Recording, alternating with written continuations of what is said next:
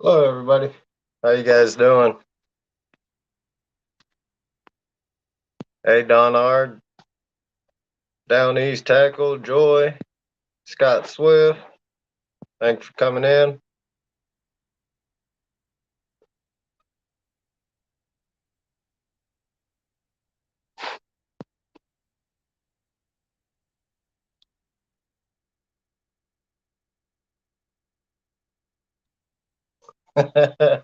Thanks, Joy.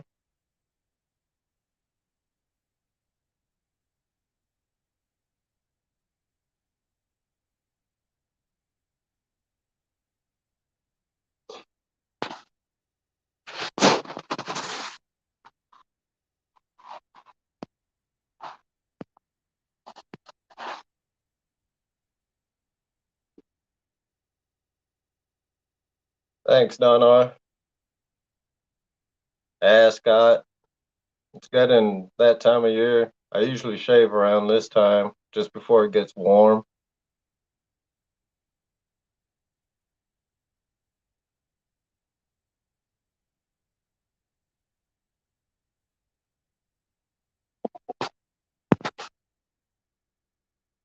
There's the link if anybody wants to come up.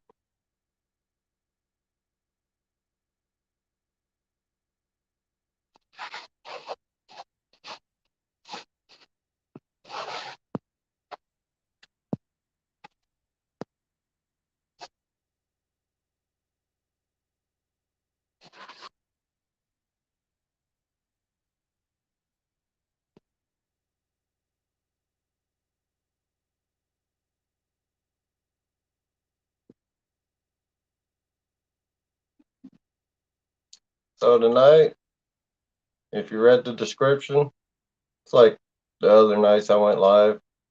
Talk about fishing, hunting, great outdoors, whatever you want to talk about.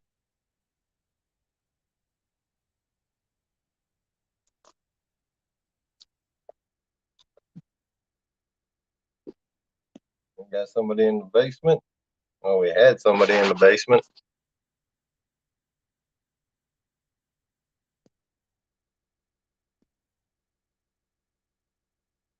Thanks for coming in, Fishing for Whiskers. Happy Friday, everybody. Or as we say in Hawaii, Aloha Friday. Real and virtual, thanks for coming in.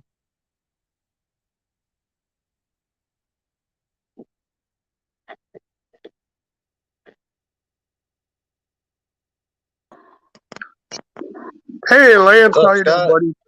buddy? I was being goofy there for a second. It was my phone. Hold on 1 second. I can hear an echo from the living room. Uh-oh. Yeah, she got her phone up real loud. Oh, okay. Let me turn my phone down. Oh, you're good. Oh, okay. You're good. It's Audra in the living room. I can hear her phone. Oh, okay. Because, like, I'm talking here and I can hear myself from the back. It's like, really? Oh, I got you. Oh, what kind of rigs you tying up, Don R?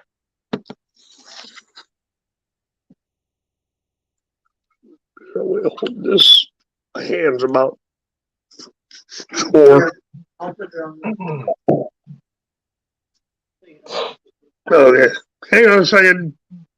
I got a ganglion cyst on my wrist. My hand doesn't work the way I want to, so Troy's going to put me on a stand. All right.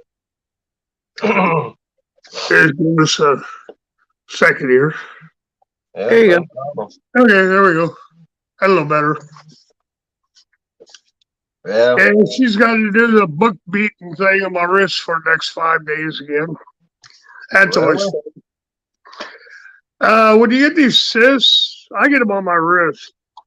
You take the biggest, baddest book you got, and you have somebody slam the book on it. And it busted up. And After about 5 days, they bust up. Oh, wow. Yeah, it's no fun. Thanks for Oh, coming boy, in. I said, he's trying to use frying pan on me, though. I don't want to break your arm. You had to do it, I don't know, about 6 months ago. It's not a lot of fun. But Joe, way to break these things up.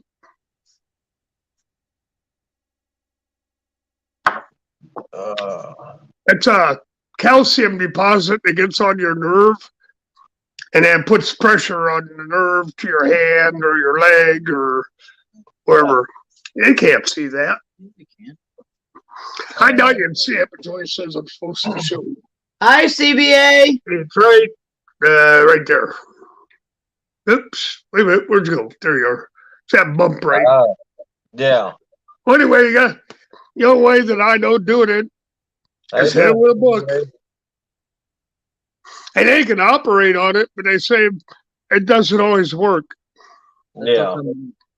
So I said the best way to do it is just get the book out, start beating on yourself. Oh, man. Yeah, we got hit today. Did you? Yeah, we're getting a little bit of snow. Nothing bad from what I can tell, but we got plows out. Oh, boy. Yeah, we just got rain last night and wind this morning. It was pretty bad this morning. Man, the wind's bad up here now, too. Yeah. I'm hoping it's a fast-moving storm, so it just goes right through. It's coming from the that's where I was. It's coming from the northeast, I believe, or northwest, so it should just hopefully move by quick, get out over the dang lake. There you go. Yeah, we're supposed to be having a bass tournament out here tomorrow and Sunday, but the way the weather has been and the rain for the last couple of days, I don't foresee them catching very many bass this weekend. It's too cold. It was cold, that was warm, and it was cold. What's the temperature right now? I don't know. It's in the 30s, maybe. Whenever it was cold and I was living in Texas, man, I would finesse fish. I would use a finesse worm on the bottom Texas rig. There you go. And just do real short bounces on the bottom. And to get my technique perfected, the town I lived in Cleveland, this old man at the edge of town, he had a nice sized pond that he stocked with bass. And he was good friends with my uncle, so I would go there. When I first started bass fishing, man, I could not catch a bass for nothing in that pond. He made me open my tackle box up.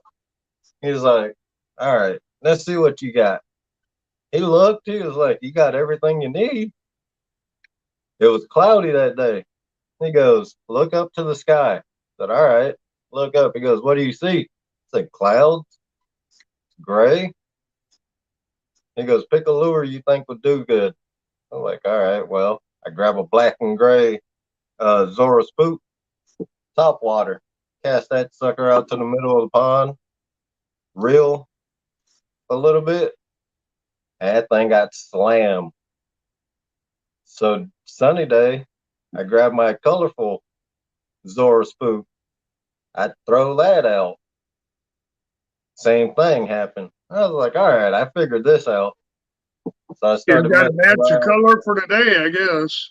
Yeah, because during the way I looked at it, when it was sunny and you use that colorful top water, that sun would beat down on it, would shine, that would bounce off of that lure.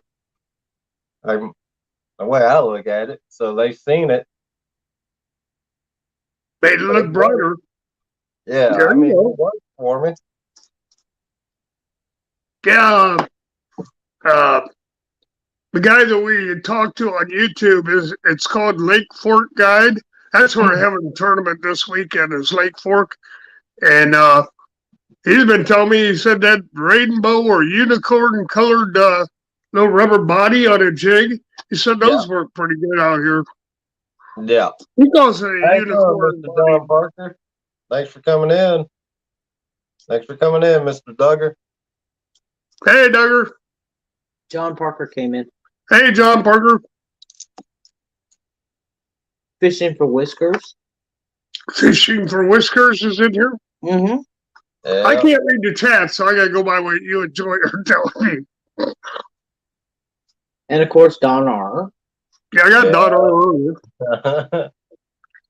Yeah, I wish somebody would go live up there at they got that tournament that started today, just an hour north of me. It's called Battle on the Bagel. Oh, wow. And big ice fishing tournament. Mm-hmm. That on Lake Michigan then? No, it's on Lake Winnebago. Oh, okay, I've heard of that. Yeah, it's actually Lake Winnebago's the main lake. Then you got the Fox River that runs into it. So you go up Fox River. There's another lake. I can't remember the name of that. You go a little bit further up. There's one more lake. So you can fish 3 lakes in this tournament. Oh, wow. But are you fishing in it? No. Huh? Are you going to fish it? No. Oh, okay. Next year, I will be. There you go. Awesome. Man, it's I mean, they give away like thousands of prizes. We looked, there's like 3,000 prizes they give away. Oh, wow. And every single one of them is awesome prizes. You can win cash money. I think the grand prize you win, you can either pick a F-150, a Chevy, or a Dodge pickup. So that's what they do down here on Lake Fork at the next tournament. I don't know what they're doing on this one. We weren't here for this one, but that big bass splash, they give away first 3 places get a truck and a boat, and 500. they're totally loaded, and $500,000 of cash for first place. Yeah. That's the Thanks first. for coming in, Chucky Morgan, Grits and Glamour. Hi, Grits. Hi, Grits. James Kirkpatrick is in here too. Hi, James. Yep. I got him earlier. There you go. Yeah, I seen you went live earlier, Grits. Oh, I didn't. Yeah, he was online earlier, and I didn't get a chance to go into it. I had to run the store, so.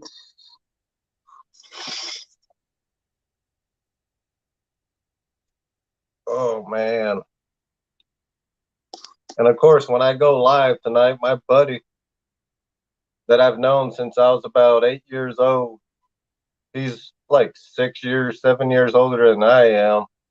He moved down to Kansas, Oklahoma. Yeah, he's down there in the Kansas, Oklahoma state line area. Oh, they're freezing. Yeah. He just bought a house. I just read his message. He just bought a house and some land. Well, good deal. We're going to start up a farm down there. There you go. Nothing wrong with that. It's good farm country down there. Yeah. Well, it's we'll have show roosters. Mm-hmm. You have what, bud? Show roosters. Yeah. Oh, you're doing roosters. Yeah, they're awesome. They're beautiful. Yeah, you get some good money off those. Mm-hmm. See, Grit said he didn't go live, Lance, but I saw him in the live. I was in the same live he was. Oh, okay. I know I seen him earlier today. Yeah. He's a pretty good guy. I know I seen him somewhere. Yeah. Yeah, I did too.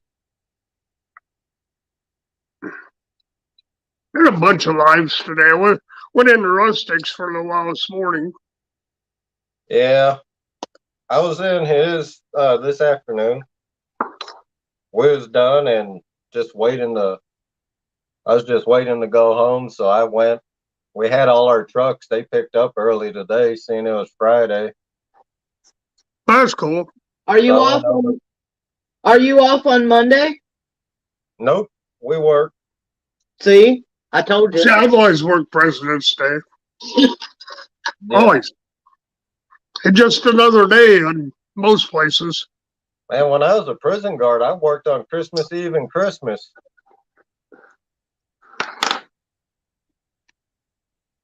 You get paid good money doing that, though, don't you? No, I work for a private unit. Oh. So you don't get paid extra. We got paid overtime. I worked like 6 months, anywhere from 4 to 6 months straight, I think it was. Oh, wow. And every once in a while, I'd pull like 200 plus hours in 2 weeks. The most I worked in 2 weeks was 220 hours. That's too much, bud. Yeah, right before I decided to call it quits, I was working 80 hours a week. Yeah. That's screw it, I'm good. You know it's too much once your workaholic dad and mom tell you you got to slow down. My dad actually had to sit me down and said, "Look, man, we taught you guys to work. Yeah. You guys work." He goes, "But not all money is good money. No. You gotta relax." You got to have your time off, So especially if you got family yeah, Or crazy wife. or a goofy wife. I had both. I had both. Yeah, don't know how to say it, so I'll just say it the way I know how to say it. I'm sorry for your loss. A year ago, Joyce said you lost your wife a year ago. Oh, no. That's what she said. No. Joyce, oh shit as always. Lost his wife. Oh, well, he says no. Well, then. All right, so she was wrong. Nah, we just separated. Oh, that's what it was. Okay. I never had to do that, so I lost mine 9 years ago, 10 years ago to cancer. So. And yeah, I know that firsthand. When I was 23, 24, I had Hodgkin's lymphoma. I didn't even know I had it. Oh, wow. Well, you ain't much older than that now, are you? I'll be 42 this year. Oh, you don't look like it. Well, that's what I told him. I said, look, Lance shaved his beard off. And I said, Lance shaves his beard off and he looks like he's 12 years old. I didn't go that far, Lance. That up because I walked into work this morning. The first coworker I seen, he was like, "Oh man, you look like you're 12 years old." See? I didn't go that far, Lance. I did. I said, he's a baby. You look good, Lance. Yeah, you do. I'm too old to be worried about all that, so I let it go. No, you're too lazy to shave. Well, that too. He's too lazy to shave. That too. That's what it comes down to. That's what happens during the winter for me. It gets cold up here, and I don't want to shave at all. I hear you. I'll start growing it again about the end of August. There you go. Yeah, it's real cold when you first shave it off. Yeah. Especially if it's like right now in the spring. Yeah. I know a few times I've shaved mine off, I about froze. Like, son of a bitch, it's 90 degrees out and I'm freezing. Oh, man. I always leave my mustache. I've had a mustache since I got, even halfway through the service, and I've never shaved it off. Yeah, thanks for your service, Scott. Well, thank you, Lance. I appreciate that. My plan, I was going to join, but it was crazy. My great uncle, my family they was in all the wars this country was in. Yeah. But he was a World War II vet. And he was in the Navy. He went through officer school and all that. Uh, but on his deathbed, he was in a coma. He woke up for long enough to tell my great aunt, which was his wife, and my grandma, tell Lance don't join the service because they don't treat the boys like they used to. Put his head back down, closed his eyes, and that was it. I hear you. Yeah, they don't treat the guys the way they should be treated anymore. Exactly. All my relatives, my dad, my mom, my uncles, everything, they'd all been in World War II, Korea, Vietnam. Yeah, my great grandfather, man, he was in the service too during that time. He was born in 1899, and he joined the service. He was a code breaker. He had asthma. Oh, so wow. Dunker. Yeah, he couldn't go over to battle because he had bad asthma. Oh, boy. So they kept him stateside, and he just deciphered codes and all that. Deciphered messages. Yeah, those guys, they were some badasses that the Japanese could never break their code. Yeah. But yeah, my great uncle, it's crazy. The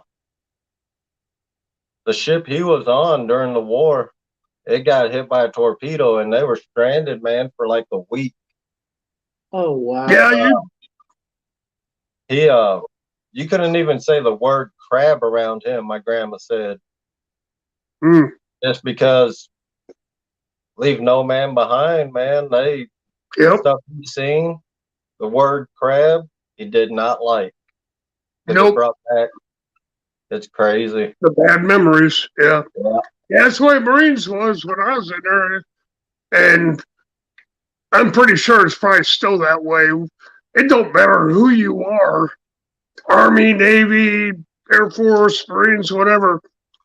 We didn't leave any, even if the body was just there, we brought back the body. Yeah. We didn't leave nobody hanging out there. Yeah, my one uncle, when he did his first tour in Iraq, and he came back, man, we went to visit him in Killeen because he was stationed there. Right. We went out to eat. Well, his back's facing the door to where people come in. The bell just went off on the door, and he about jumped under the table. Oh, yeah. I was like, what the heck? What's wrong with you? He goes, man, there's some nights I wish I was just dead. Yeah. He goes, because it's crazy. Every little noise, he was jumping. Joy knows that.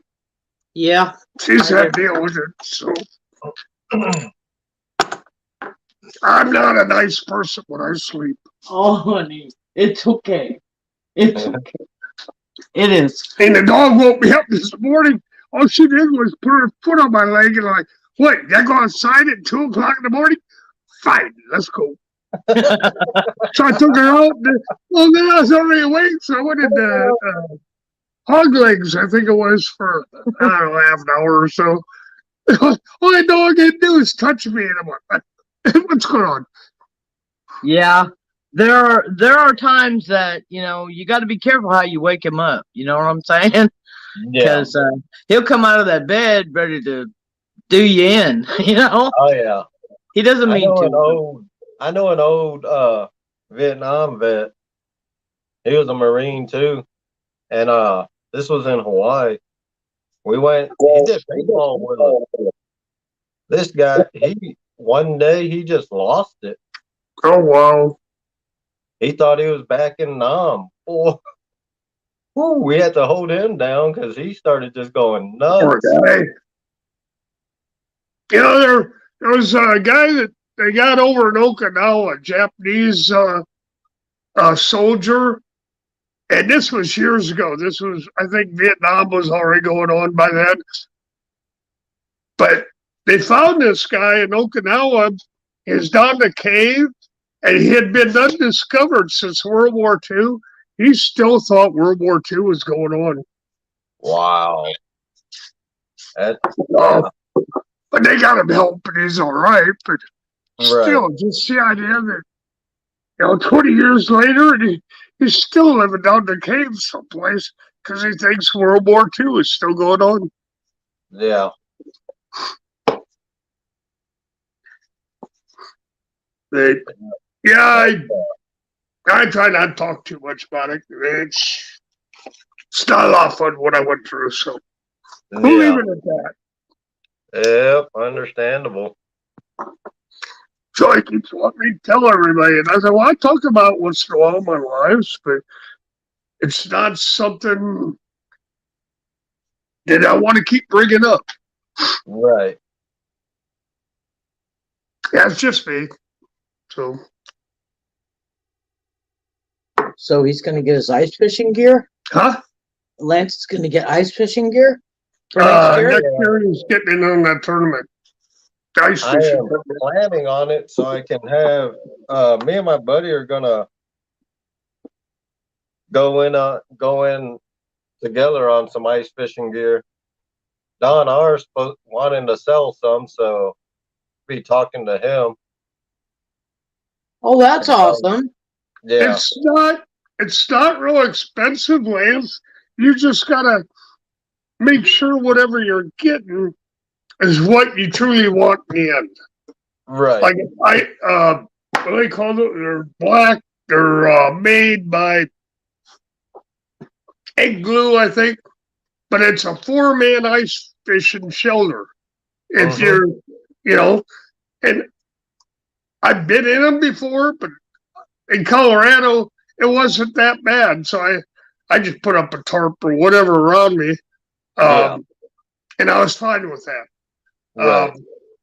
Your auger can be as simple as a drill and A paddle. trapping auger. Okay. It just goes on a cordless drill, and you can get them, Right. 6 inches or so. If you have bear fish, drill 2 holes next to each other. You can use a hatchet. Well, I mean, where you're at, you probably got 4 foot of ice, so a hatchet's probably not going to work for you. Yeah, I talked to Dockery because he posted on Facebook that auger he bought. Uh-huh.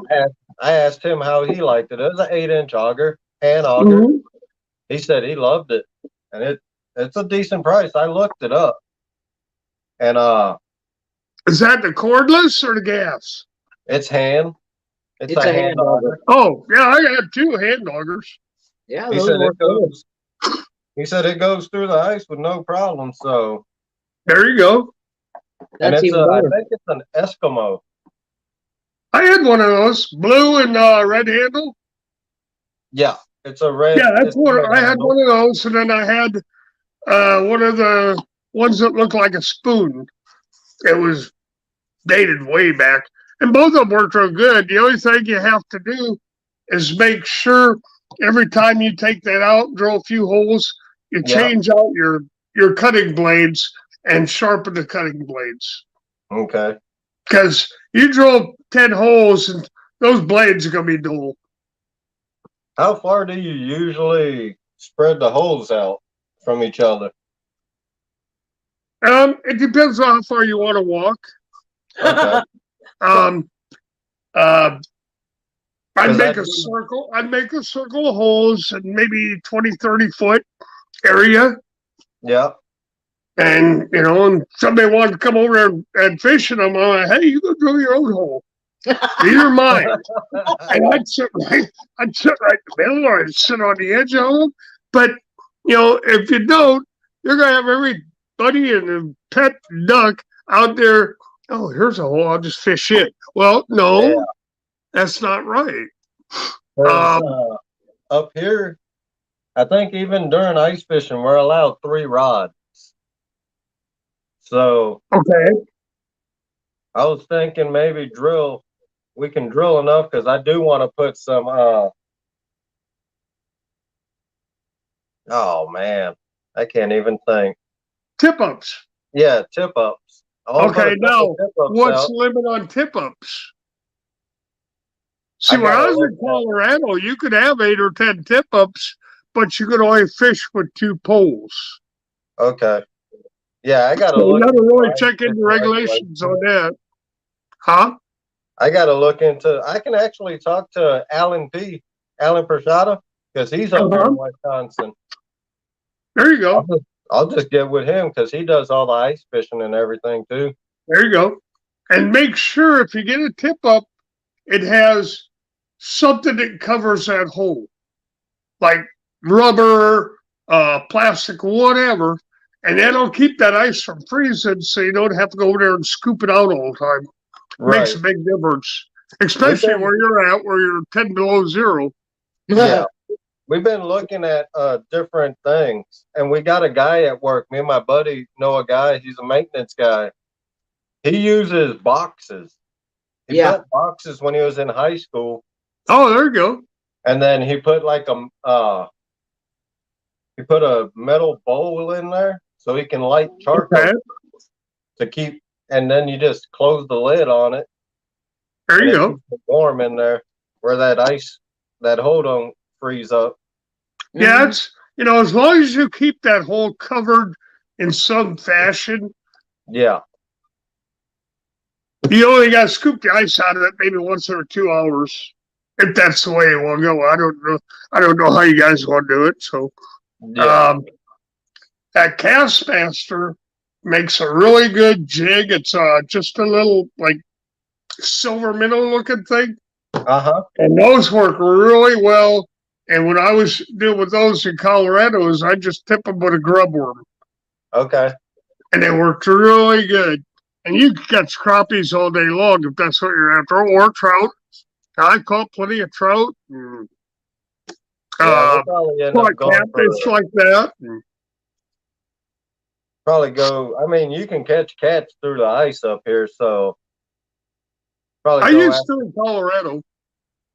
we go after cats and There you go. crappie. Nothing wrong with that. And perch. Thing Yeah, is, you catch. I used to catch a lot of the lake perch, not the river perch, but the lake perch. But yeah, if you catch a cat in the wintertime, it tastes so much better than in the summer. yeah. It That's what does. I heard. And It's Lake good. Mendota is good because, of course, they're known for channel cats at Lake Mendota, but they also got big jumbo perch there too. From There what you I go. heard, You're I've talking never about the fished it. yellow and black perch, right? Yes, sir. There Yeah. you go. Now you're talking perch. Them other things these guys catch, I call buffalo or drums. They're not drums. Yeah, I don't know what they are, but they're very good eating. Those yellow and black perch are Oh, really those are good. real good. Oh man, they're good. But the other Yeah, perch, they are. the river perch or whatever you want to call them things are, you might as well be catching old buffalo or something. Yeah, like when I was live, when we was fishing down in Port Washington, I talked to an old timer that grew up on Lake Michigan. He said when he was a kid, the limit used to be 50 for lake perch. Wow, Wow. that's a lot. Yeah, then they introduced king salmon and coho salmon, Ooh, and there went the population of perch. Now oh, it the ate bag them up, limit huh? is 3. No, bag limit I think is 5. Sealer, yeah, I think it's 5 now. But Wow. he said a good day is if you catch 3. Yeah. I I was like, can't believe the coho would tear up the perch um, fishing, though. They don't get that big, do they? the perch? Oh The yeah. coho. The coho don't get that big, No, right? not really. But they, from what he said, they introduced the king salmon King and the salmon. Yeah, coho. I can see that. Yeah, they tore up the population Yeah. according to him. I mean, to drop it from 50 bag limit down to what, The 5? five. That's there's something going on there. So now we're trying to catch this year. We're going to target whitefish also. in Lake Michigan. That's what you were saying earlier today. Yeah, we've been doing research, and what I found out was whitefish is actually in the trout and salmon family. Oh, wow. Yeah, they call them the shy cousins of the salmon and trout. I don't know that I've ever caught a whitefish. To tell you the truth. It's called. Is it called a whiting? Nope, Oh, whitefish. That no. Okay. Whiting is something different. okay. That's something different. Lance has got 'em up there. Okay. Those whitings up there in his neck of the woods. Oh, okay. Some people like to eat them. They're good. I know that I've never had any, but I know a lot of people like to eat those whitings. And the thing with whitefish up here, there's no bag limit from my understanding. So we got Yeah, two that's what I've piers heard. here. Yeah, we got 2 piers here. And during the spring, early spring, man, the Asians in this town, they go out on the pier and they tear the whitefish up. Oh, And you boy. try to talk to them. You try talking to the guys, and they're like, they don't tell you nothing. They just keep walking. Uh-huh. And all you can see is this one old Asian guy. He brings a laundry, the cart for laundry. Mm-hmm. He'll carry his equipment out in that. And when he leaves, he walks out with that thing full with whitefish. wow. Wow. That is Nobody, awesome. yeah, nobody knows.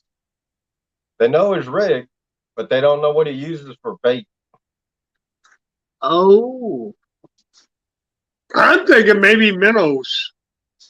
It's either we're thinking minnows. From what we've been researching, they love shrimp. Yeah. So we're gonna try shrimp. There you go. Can you still get crawdads up there or not? Yeah, we can get.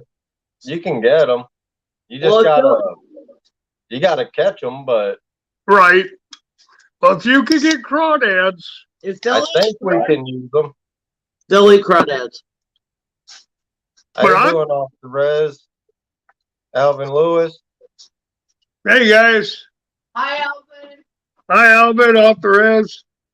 I Yeah, know if in you get crawdads, what I used to do is I'd take just the tail and peel that hard shell off it and use the segments of the crawdad, and I could catch all kinds of freshwater fish with it: bluegills, perch, crappies. yeah. Down in Texas, I would put a live crawdad on and just toss that out, free line that guy. Yeah. Let him Yeah, do what he does. catfish On the love the bottom. crawdads. Then I went to Louisiana. I never used crawdads for bait after that. Oh boy, I guess your stomach got in the way, huh? Yep. I hear ya. Well, see, that's me. I tell him, I said, I ain't feeding them fish them crawdads. We're eating them. Exactly. Exactly. Man, Hey, my now baby I've heard we sister- got season on crawdads. Yeah. My baby sister, when she was 5 or 6, we went out to eat one night. She ate like 6 pounds of crawdads. Oh my, that's a lot. Yeah, for a 5-year-old, for anybody. Yeah, that's a lot of. And That's a lot of eating. She put away a lot of groceries that night. Well, I guess. I could probably eat 3. How do you do yours? You boil them in a Cajun mix, or how do you Yeah. do your crawdads? When I was in Louisiana and Texas, the way I learned, we set up 3 kiddie pools. We'd do fresh water, then we'd put them in the salt water, Uh-huh. and then put them in fresh water again to really clean them out. Yes, sir. And then Yeah, from when I there, was in we put it Iowa- right to the pot. Yeah, when I was in Iowa, we used to put them in a tub of water, big old, a horse trough, Yeah, and we'd leave them in there for 3 days. You'd have to change the water every day. And by Right. third day, if it was clear, they were ready to go in the pot. They Yeah. get all that mud and garbage out of them. yeah, Did you- all that mud and Did you use Tony Satcheries? sure did. Oh yeah, There me you too. go. Me too. See, Scott didn't know what Tony Satcher I was. don't know what it was. And I'm like, are you kidding me? Hell, we use it all the time. And when we were in Colorado, I asked this guy at this boy at the grocery store. I said, "Do y'all have Tony Satcheries?" He said, "Well, I don't know." So I asked the guy in the meat department, and he said, "Oh yes, ma'am, we do." And he took me right over there and showed me where it was at. And Scott was like, "Well, I've never had that." I said, "Are you kidding me? You cannot eat shrimp or crawdads or fish without it. It's Yeah. good." Well, we got a few crappies in the freezer yet. We got, Some catfish. I think we got 5 or 6 catfish in the deep freeze. It's just a small one. We didn't get a big one because I figured, no, if I get a big one, then I'll be filling it up and that will go bad and what have you. So Yeah. we got I think it's a Little. 6 cubic foot or something. It might even not be that big, but we figure, well, when it goes down, then we can go get more. Until then, we'll just go fishing. Exactly. Says it is un-American not to use Tony's. It is, Steve. I'm telling you. I've never heard of it. He had no idea what it was, and I'm like, "Are you kidding me?" I just use that Cajun seasoning, crawdad, whatever powder stuff when I was boiling them. Zucats. Yeah. That's Zatarans or whatever it is. Yes, Tony's is the best. Yeah. Tony's is the best. And then of course you got your boudin. You got to have that. Oh yeah. Boudin? You know what? I've heard of it. I have not got him to eat boudin yet. Okay? I've introduced him to all the good stuff, but he still hasn't tried boudin. Else has got me eating that slimy stuff now. All boudin is the rice and pork mixture, Scott. It's good. It's really good. It's got rice in it? Yeah, I know. But I also got him and Nicole for the first time. They got to try alligator tail. Yeah. And they loved it. I made it for them. I said, "I'll tell you what, I'll make you some alligator tail, and you'll love that." She won't eat frog legs. Go figure. I will eat them. I just don't care for them. Oh man, I'll put away some frog Oh, you bet. legs, man. That's my favorite. Bread them up, deep fry them, and munch on them. Yeah, we gotta walk 150 yards to get the frogs in the spring. Yeah, Wow. we have frogs everywhere. Yeah. Yeah, we do. You can gig frogs all day long here, buddy. I know. I got a buddy that got several buddies that live in the swamps in Louisiana. Man, they introduced me to smoked gator.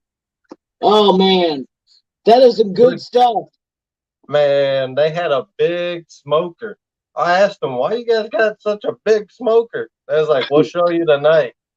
Like, There you go. man, we get in the fan boat. I'm like, "Where are we going?" They was like, "We're gonna get some dinner."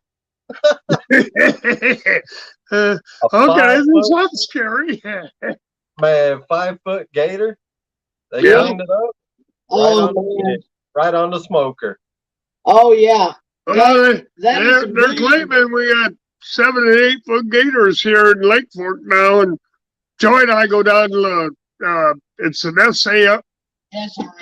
SRA park, and there's one place where the gators, I don't know where they're coming from, but they cross right underneath this little bridge-looking thing, You can Yeah. see and you can see their feet, and you can see their tails in there.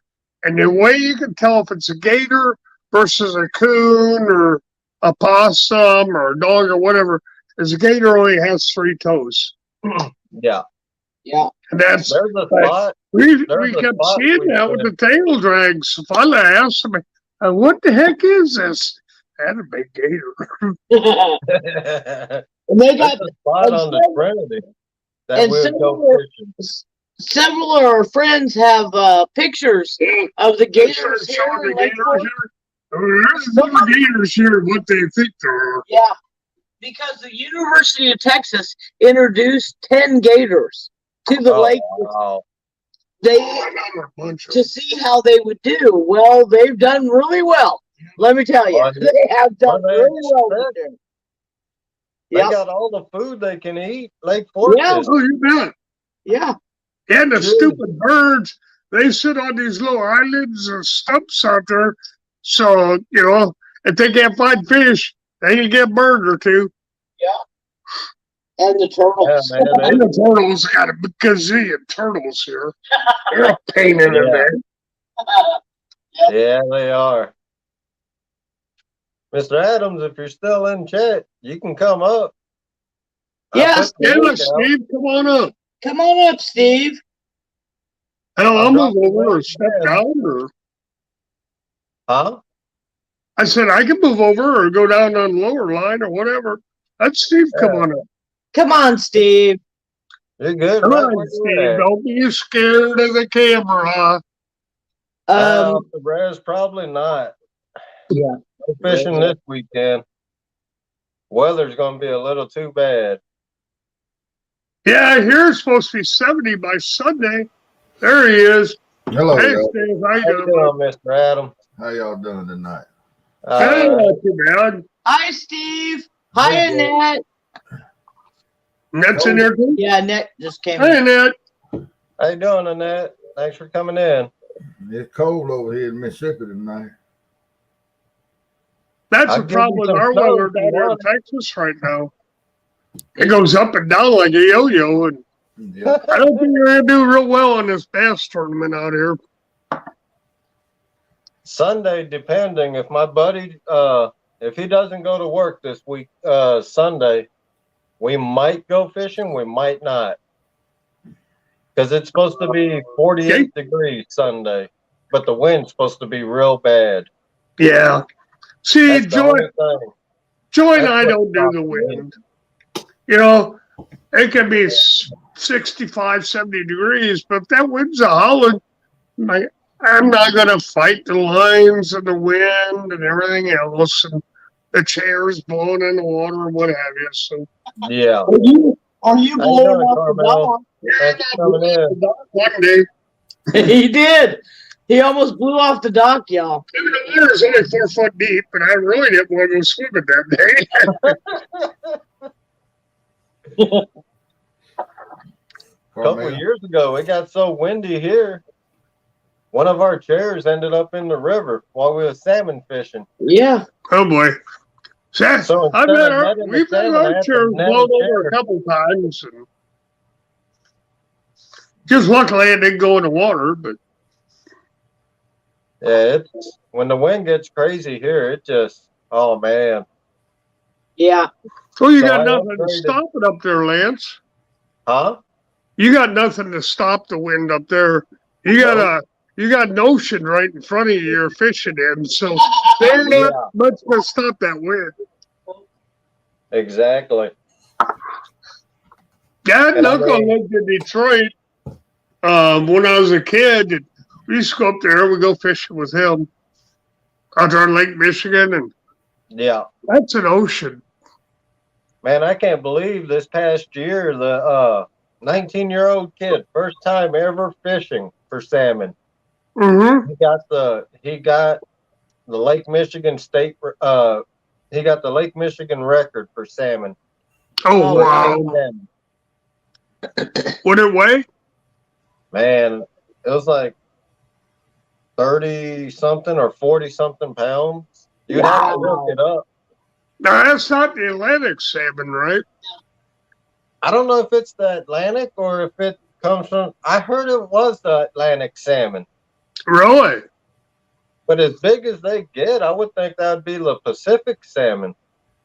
Yeah. That's what I'm Everybody thinking, because we used to go to Racine, right there where the dam is there, where the fish can't go up any farther up the river. And we Yeah. used to snag 30 and 40 pound Atlantic salmon Yeah. all the time. Yeah, I think So, it's the Atlantic. It must have been Pacific then. Yeah. See, my boys, they fish out in Oregon on the Columbia River, and Oh, man. the salmon spawning there for the Chinook Mm-hmm. I mean, it is off the hook. I Yeah. mean, these are enormous salmon. Yeah. You know? A snook is different than a salmon. Yeah. Well, no, it's a Chinook salmon. Chinook Oh. is king. Yeah, it's the king. Yeah, it is awesome. King salmon. That's what Yeah, I'm thinking the of. Pacific salmon is way bigger than the Atlantic. Yeah, I got a buddy that lives in Alaska. He hooked into a 70-pound king. Yes. Oh my. Yes. Yeah, my Man. son caught one that was 63 pounds. That's Moby Dick. Yeah, he caught one that was 63 pounds. That's Moby Dick. I'll give my pole over to you, Lance. Here you go. Get it. I'll show you exactly what I caught my 30.5-pound king on. Oh man.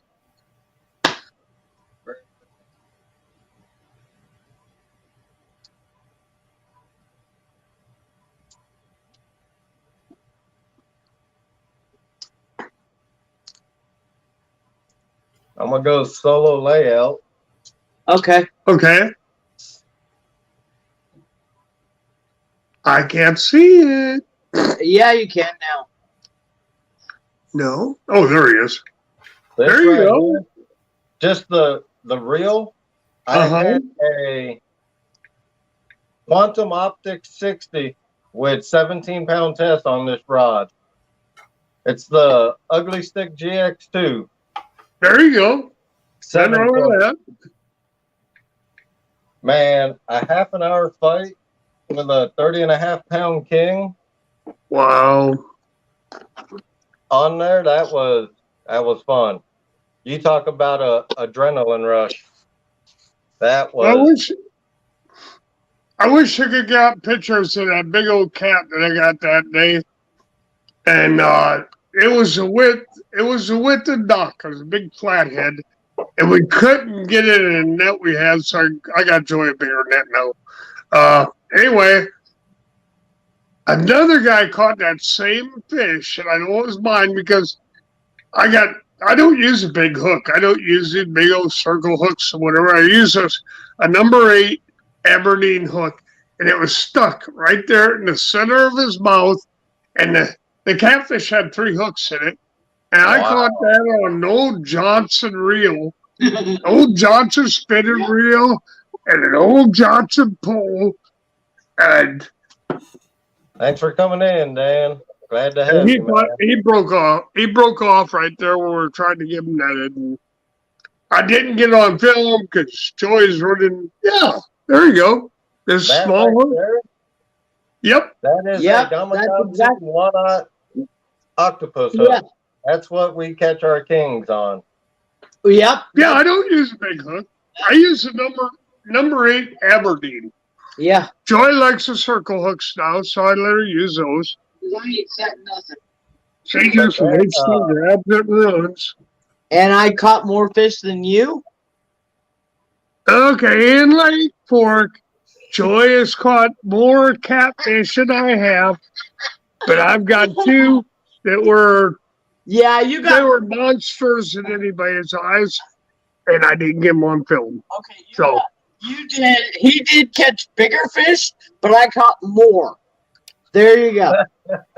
yeah, she caught 9 to my 7. Okay, And I that know was just one day, though. Yeah. Hi, Yeah, Dan you guys- Molt.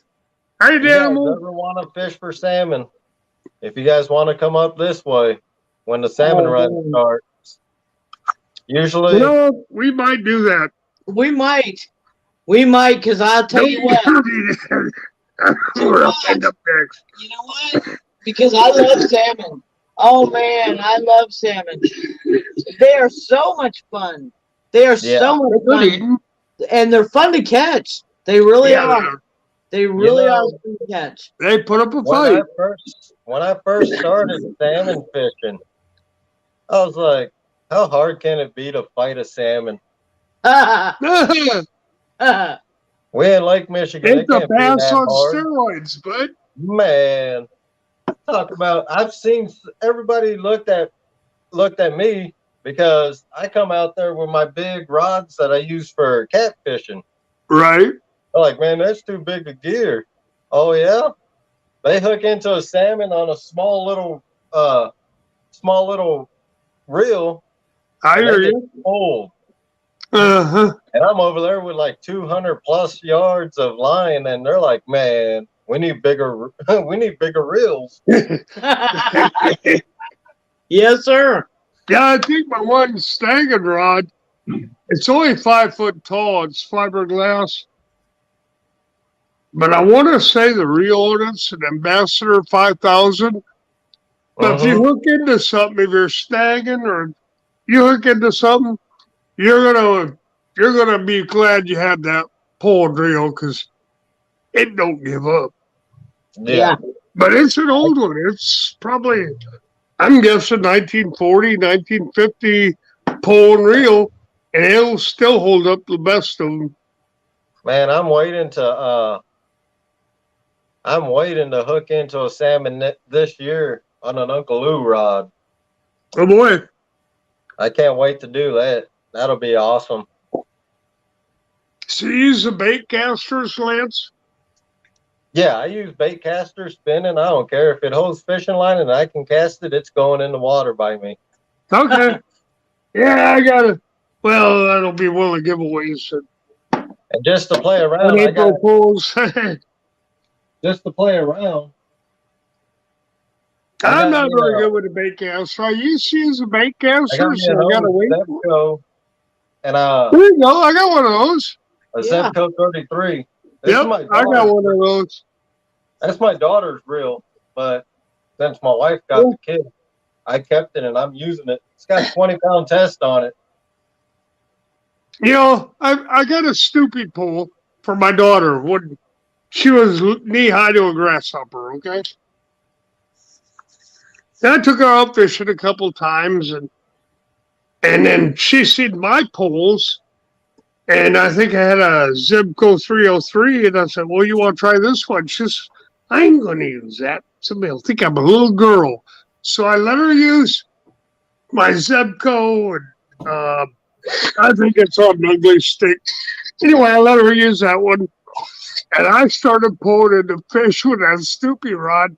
And every time I pulled a fish, I was catching a bunch of trout. She'd just look at me and like, I'm gonna tear your face off. I wasn't very little short, stupid pole. Yeah. See, you could have used it, but you didn't want to use it. And I caught fish after fish after fish that day. After that, she didn't sneeze about that stupid pole. Why would you use that one? So when are you going out fishing again, Mr. Adams?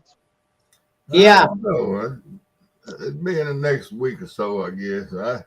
I'm kind of trying to let the water warm up some. That water's too cold for me to be fishing from the bank. I can't get to any of the deep spots. Right. It's That's got the to thing warm with up. us. My spots are not any good with this cold water. Problem we're having is the weather's, Steve. How you The doing, Jared? weather's up one day and down the next. Yeah, it's 38 You can't control that. Hey, Jim. You know, if I was boat fishing, it'd be different. But fishing from the bank, it ain't no need of going out there. Yeah. Yeah, we do mostly bank fishing. Well, you down in Texas too. Your weather not quite as bad as what we get down here. I'm 100% bank fisherman.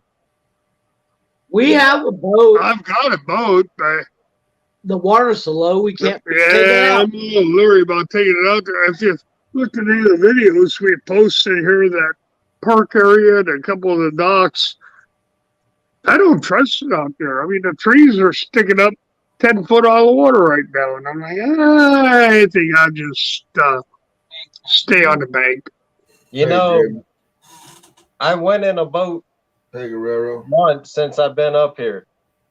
I grew up in boats.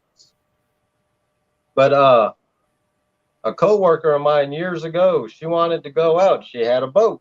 Like, all right, we go. We get to where the mouth of the harbor is, Right. where the marina is, and we had 2 foot waves. Oh my. I grew up in Hawaii, man. I'm used to going. My mom or my dad and my grandpa, they go when we go out. It can be 4 foot waves, 5 foot, and no problem. She got scared. She put the boat sideways. Oh, Oh no. yeah. I was Not like, good. "Oh my God, get out of the seat, because I'm taking over. I'm There not you go. going down in a damn boat." That's not good when you go sideways to the waves. Man, she You can went cut them at an sideways. angle and come back through them, but you don't go sideways those waves. Nah, yeah, she went sideways and she freaked. She Oh, I froze bet. up. She froze up. I Oh got her boy. out the seat. That'll get you I wet. took over. I came back. I made a circle and went. Uh, we got out, no There problem. you She was like, "You're crazy." No, you're crazy. You're the one that put the boat sideways. go. You're the Right one where that the wanted to go out. right where the dang waves, man, and they were Yeah. coming in Yeah. one after Yeah. another. I was like, "Yeah, I'm not." We got out. We got out into the lake. Once you got out past that, where the waves were, it was glass. I gotcha. It was Yeah, smooth. you got to know Like, your lake a little bit, and that's one reason why we haven't been putting our boat in this winter is yeah, because I don't know this lake well enough. And every time it's a nice day, they say, "Oh, you got a high wind advisory out there," and you hear all the search and rescue boats going out there to save people, and I'm like, "Well, yeah. I'm not willing to do that. If I go fish, I'll fish from bank." Thanks for coming in, Guerrero. Glad to have you, man. Hey, Guerrero. See, where we fish here in town, when we're close down by where I go, we go burbot fishing down by the piers. Right Right. across where we fish is where the Coast Guard shack is. And during the summer, man, they stay busy. Oh boy. They stay busy. They make the regular rounds, but there's sometimes you watch them, they're running out that shack, man, or out there building because somebody messed up out there. Not good. Nope. But when we put our boat in, we only have a quarter mile to get to where we can get on the crappies. And, it's uh, somewhat of a cove right there. So Mm-hmm. we can stay out of the rough water.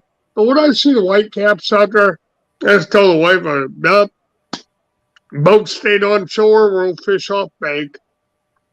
See, in Hawaii, we went back in '04 to visit.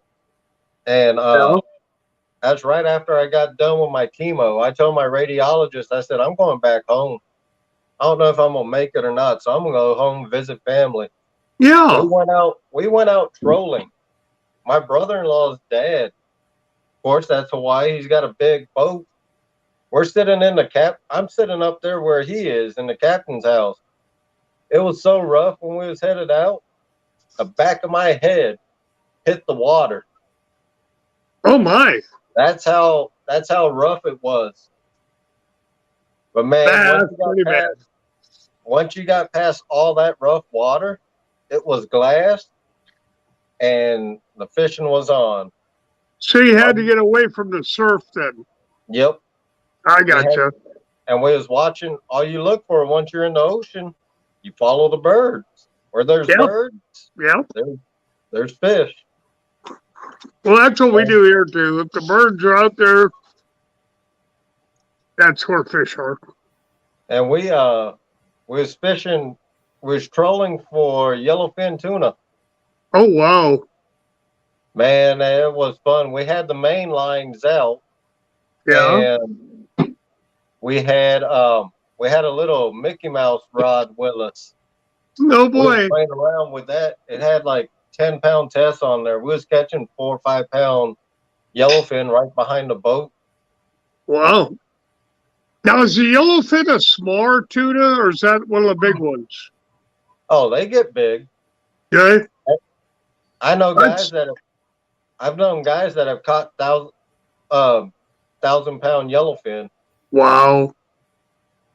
Actually, do you sell them then, or do you keep them yourself?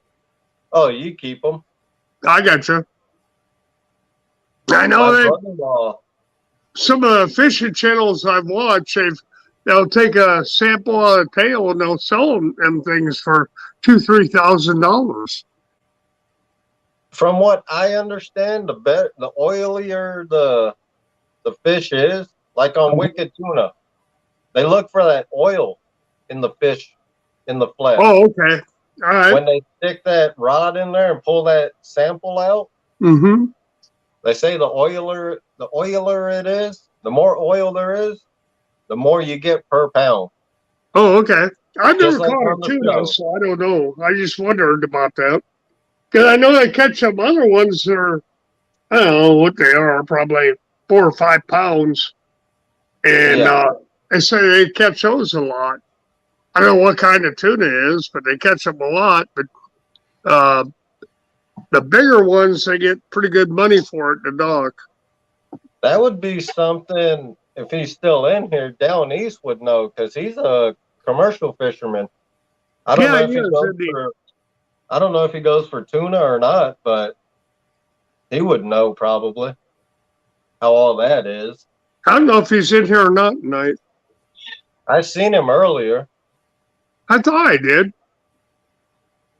Hey, down east, she's still in here?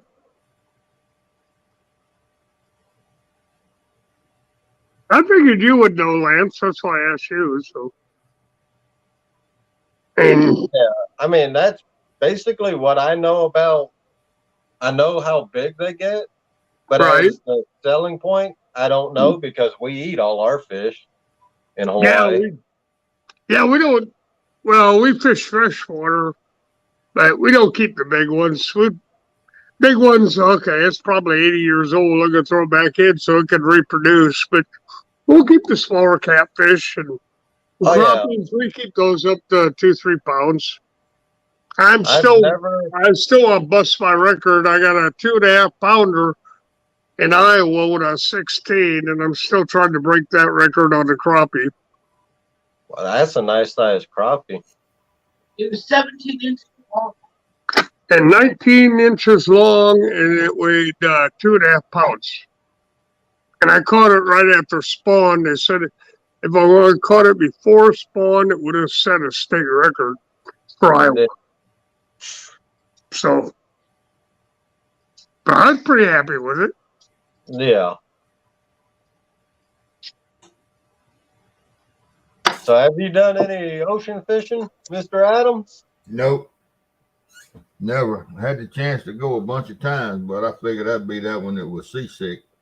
So I don't go. Oh man, if you ever get the chance, It's fun. you gotta hit one of them piers. Go off one of the fishing piers. Hell, I ain't never been to Florida but twice, and couldn't wait to get back home. Then I don't care nothing about that salt water. I'll be honest with you. I don't know if Elgato goes saltwater fishing or not, but he'd be another guy to hit up. You know, we got I'm not about 3.5, 4 hours from the marsh down there around Cocodrie and south of New Orleans, but I wouldn't mind doing some marsh fishing. I got a good buddy down there that catches the fire out of those nice catfish down there in the marsh. I wouldn't mind going down there and doing it. Now I fished on Lake Pontchartrain before. Oh yeah. And That's cool. Like Moultrie or whatever that, it's a bridge. All it is separates Pontchartrain from Boudry, something. I can't remember the name of it. I fished all down in there, but we were fishing for alligator gar. Oh, there you go. And we didn't catch any big ones. We caught a few alligator gar, but we were trying to catch a big one. Well, here's one for you, Lance. Are there catfish in the ocean? There are catfish actually in the ocean. The saltwater catfish, gaff top. Yeah, gaff top. We caught them in Pontchartrain. Yeah, Huh. they can get into that brackish water. Yeah. I've caught blues in brackish water. And I can tell you one thing, those blues in the brackish water, I noticed, they're not slimy like the catfish in the regular river or the lakes. Hmm. And they taste a lot better. Do they? Because there's a Right. spot down in Texas City Mm-hmm. that we'd fish. It's just a small little stream, but it was brackish water. And where we would fish, because you couldn't cast straight out, you had to cast sideways, left or right. Man, you bring in some nice blues. You can bring in redfish. You get all kinds of stuff in that little creek because it was brackish. Yeah. And So we used to catch bull shark. We used to catch bull shark in Davenport, Iowa. I've And looked people- into some nice People bull say, sharks well, in I the don't want Trinity that River. far. Yeah, well, you do.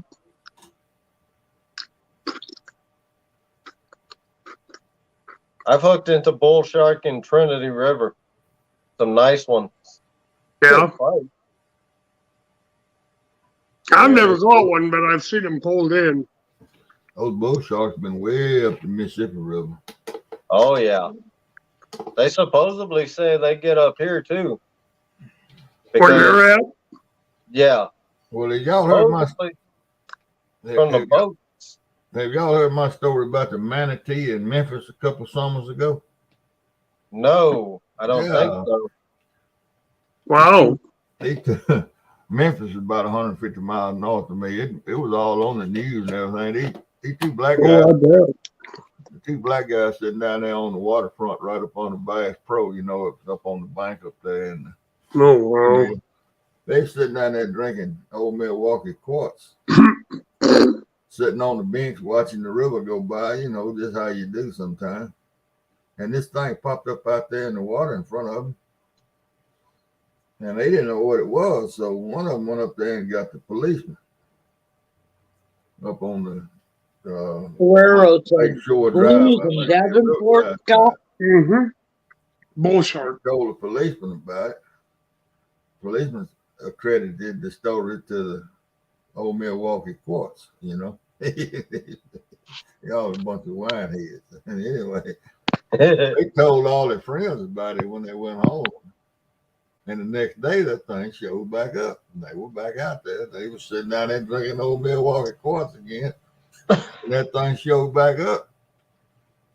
Well, they happened to some other people, and they got the attention of the policeman, and he came down there, and they got game and fish down there, and it was a big full-grown manatee just Wow. bumping around the bank there in Memphis. And they got an outfit out of Florida, I believe. They came up from an aquarium or something, some kind of fish biologist, something, you know, some of those Right. kind of people. And they came down there and caught the thing. It didn't make it. It died. They carried it back to an aquarium or something down there, but it didn't make it. It died. It was too wild.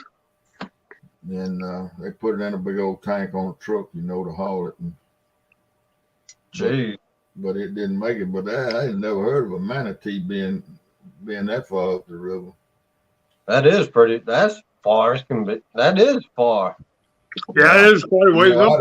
I'd have given good money to have been sitting on the end of the bench with them two fellas the first time that thing popped his head up out that river. Yeah. So you could sold that story for That's pretty amazing. You could sell that story for lots of money. Man. You know, it was some conversation going on when that manatee came up out of the water. Yeah. Well, listen, y'all, while I'm talking about that kind of stuff. Davenport, Scott. Blues? Yeah. Blues. Yeah, there's blue catfish up there in Davenport, but they're not as populated as the channel cats or the flatheads. About 20 years ago, 15, 20 years ago, down in Louisiana, you know, that's where the salt mines are in South Louisiana. That's where that's where the country used to get all its salt, was in South Louisiana. They got oil stored in all them domes down there now under those. But anyway, they were drilling for oil with a small wildcat rig out there in one of those little lakes down there in the swamp. And these two old gentlemen were out there brim fishing, sculling around in the Okay, thank you. Piru-like boat. Thank you. Okay, tell them to fish by the water plant there in Bettendorf. And this That's Middendorf, I know so all about Middendorf. You talking about the catfish at house? night. Yeah. By water Yes, sir. That's fit to eat. But anyway, they had this little wildcat rig on a barge out there in the middle of this thing drilling for oil. Well, it drilled. They didn't know it was there, but it drilled through the top of one of those salt domes. And when it did, it was just a big hollow hole cave up in the ground upon that. When it did, it sucked all that rig and everything through the top of that dome down. They killed all them folks. But these two old guys were sitting over there brim fishing, was watching all that. And when that rig disappeared and that water started falling, they grabbed the whole of a cypress tree. It was out there in the water and held on to that cypress tree. And the lake dried up. That salt dome held every gallon of water in that lake. Oh, damn. And there they are sitting in that boat out there in the mud. Now what do we do? And I saw the interview. I saw the interview with them two guys. I don't know if it's on YouTube or not, but I saw the interview live with them on some news channel down there. I hate that those people on that crew got killed and everything and went in that hole, but those two fellas they had a story to tell. Now they watched the whole lake dry up. Oh, wow. It was to listen to them, man. It was funny. That's wild. Yeah, Mendorf. My son went to college with one of the nephews of the family that owned Middendorf. It's been sold. Middendorf's been sold now, but he was with Don was in the original family. He used to cook there on the weekend, and I got that recipe. That's how I cook my fish, catfish. But boy, if you ever go down 55 to New Orleans, you better stop and eat at Middendorf. Yes, sir. That's some good eating. You betcha, Steve. Yes, sir. That's some good food. That is some good food. When I was talking about going to Fishing Pontchartrain, that's where we put in, right down the road there from Middendorf, and went back under the bridge. I want that recipe.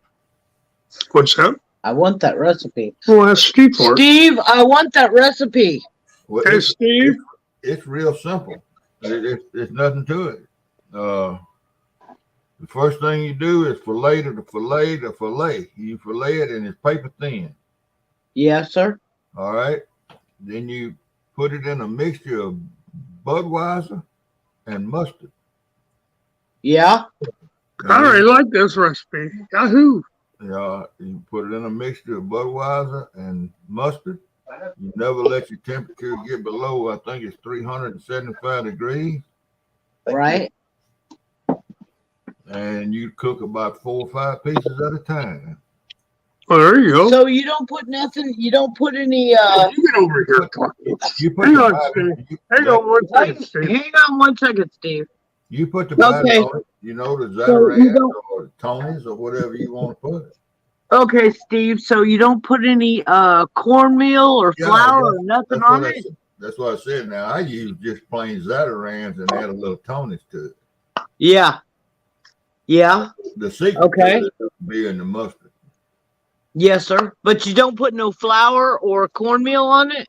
That's what Zataran. You buy that Zataran fish fry in the box. Oh, okay. It's Okay. already Cajun. It's already Cajun mixes, and then I add a little tonus to it. Yes, sir. And I like garlic, so I put a lot of garlic powder with it. Yeah. Yeah, we like garlic. Yeah, we like garlic too. Yeah, Fish like garlic too. That would be good. That would be really good. but the trick to it is they can slice their fish on a meat slicer. Mm-hmm. You know, and they cut it paper thin.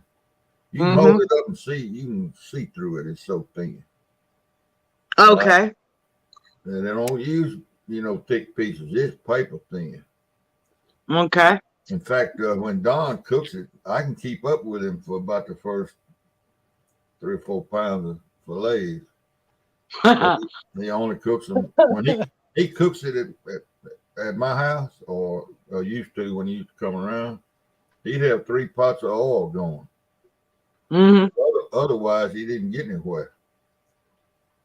And he don't take but a minute and a half for it to cook because it's so thin, and he don't put but 3 or 4 pieces of fish in each pot at a time to keep that grease good and temperature stabilized. Well, is he using oil or lard? Oil. Peanut oil? Yep. Okay. Okay. That sounds really good. It does. Yeah. That sounds really good, Steve. But it's hard to do at home because everybody ain't got a meat slicer, and Right. and when Don does it, he keeps a fillet knife and he keeps a rock right there by him. He sharpens that knife and then he'll slice and then he'll sharpen that knife. He just steady sharpening that knife. Yes, sir. That's the main thing. You got to have a super sharp knife. A good sharp knife, and that's after he gets all of the red stripes and everything out of the fillet.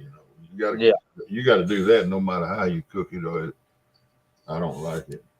Yeah. I like sushi. Yes, sir. That sounds delicious. It really does. But I that's got a not- knife. From Josh from One Ton Fishing Club. He's yeah. making me a knife right now. He's making me a butcher knife, but it'll cut anything, you know. And so I can't wait to get that knife. Probably by the end of the month we'll have it, and I'll be able to slice it paper thin. Paper thin. That's what it. You can do with that other knife. Yes, too. sir. That's what it takes. It is Yes, a process. It's a process Yes, sir. It to is. do it because you got to spend a lot of time with that fish, and Mm-hmm. of course, you know. Oh, that's a nice when one, I cook it Lance. when I cook it at the house, I cook. I don't know what 3 pounds, 4 pounds of fillets, but I just cook it and put it on the plate, and then we eat it all at once, my wife and I. But as far as it takes a long time to cook it because you don't cook with just so many pieces at a time to keep your grease from keep your grease hot. Right. Yes. That sounds really good, Steve. Thank you so much for sharing that with me. Well, I appreciate it. I do. You got to be careful and don't overcook it too now. Yeah, well, yes, sir. That's a fact. That's a sin almost. Yeah, To overcook fish is a sin. a minute and a half is if you got it sliced thin, like a minute and a half is cutting it, boy. That's close. Oh man, that sounds so good. Thanks for I'm coming gonna in, try bud. that. Yes, sir, I am. Thank you so much. Hold it, Royce. All right. Talk about an Uncle Josh knife. There you go. Yeah. I've seen that, Lance. There you go. Yeah, we got a fillet knife by him. Yeah, Yeah, it's coming it's okay. soon. And then we got Yes. he's got a butcher knife coming now. Yeah. It's made for heavy duty, whacking the heads off and stuff like that, though. I told him I wanted something that'll cut the head off a channel cat. Yeah. I don't want to fool with it. Yeah, we got a fillet knife real similar to that there, Lance. Yeah, This we right do. here, this was from Uncle Josh. Yeah. The dowels holding it together. my favorite color is red, but my dad's favorite color was blue. So I told him go ahead and use blue for the dowels. Well, that's cool. So that when you hold it up to the light and you look from one side, you can see that blue color. Oh, yeah. Yeah, I got to get this ready for this season. It's sharp now, but I'm going to get it where it's really sharp. Yeah, I got to sharpen ours a little more. But I mean, I needed this because if we catch some monster salmon, I need something that'll go through a salmon with no problem. There you go. Last When year, you're, Lance, when you're flaying your salmon, do you go through the rib cage or do you go around it? we go around it. That's the way I try to do it on any fish. I learned from man, I've never filleted a 29-pound salmon in my life. Oh, wow. Yeah. Get ready, buddy. Hey, so Oh, I did 2 years ago. I Oh, had good to. for you. And there's a charter guy. There's a charter guy. He was there cleaning his customers' fish. I looked at him. I'm like, man, I'm not going to ask this guy how to fillet a fish because I know how to. My girlfriend, Audra was like, could you help him? He's filleted many a fish in his life, but never a salmon. Not And that big. he walked me through it, told me how to do it. Man, after that, it was no problem. There you go. But trying to fillet a 29-pound salmon, that's insane. It's an art form, bud. Yeah. You know, It is. once you've done it and it works out for you, then you get the technique down and it's not that bad. It's like I'm learning how to fillet catfish, and we don't keep anything big. I mean, if we Right. keep one that's 2 pounds, that's pretty good sized cat.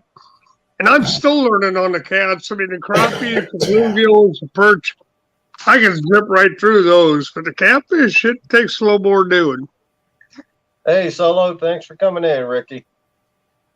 And like Brandy's a sushi chef, so Yeah. you know. Oh, Her man. son's a sushi chef. So when he comes down, I'm gonna take him out crappie fishing, and he's gonna show me the way that a Japanese sushi chef would play. A Salmon. buddy of mine, he moved to Japan, and he's a sushi chef.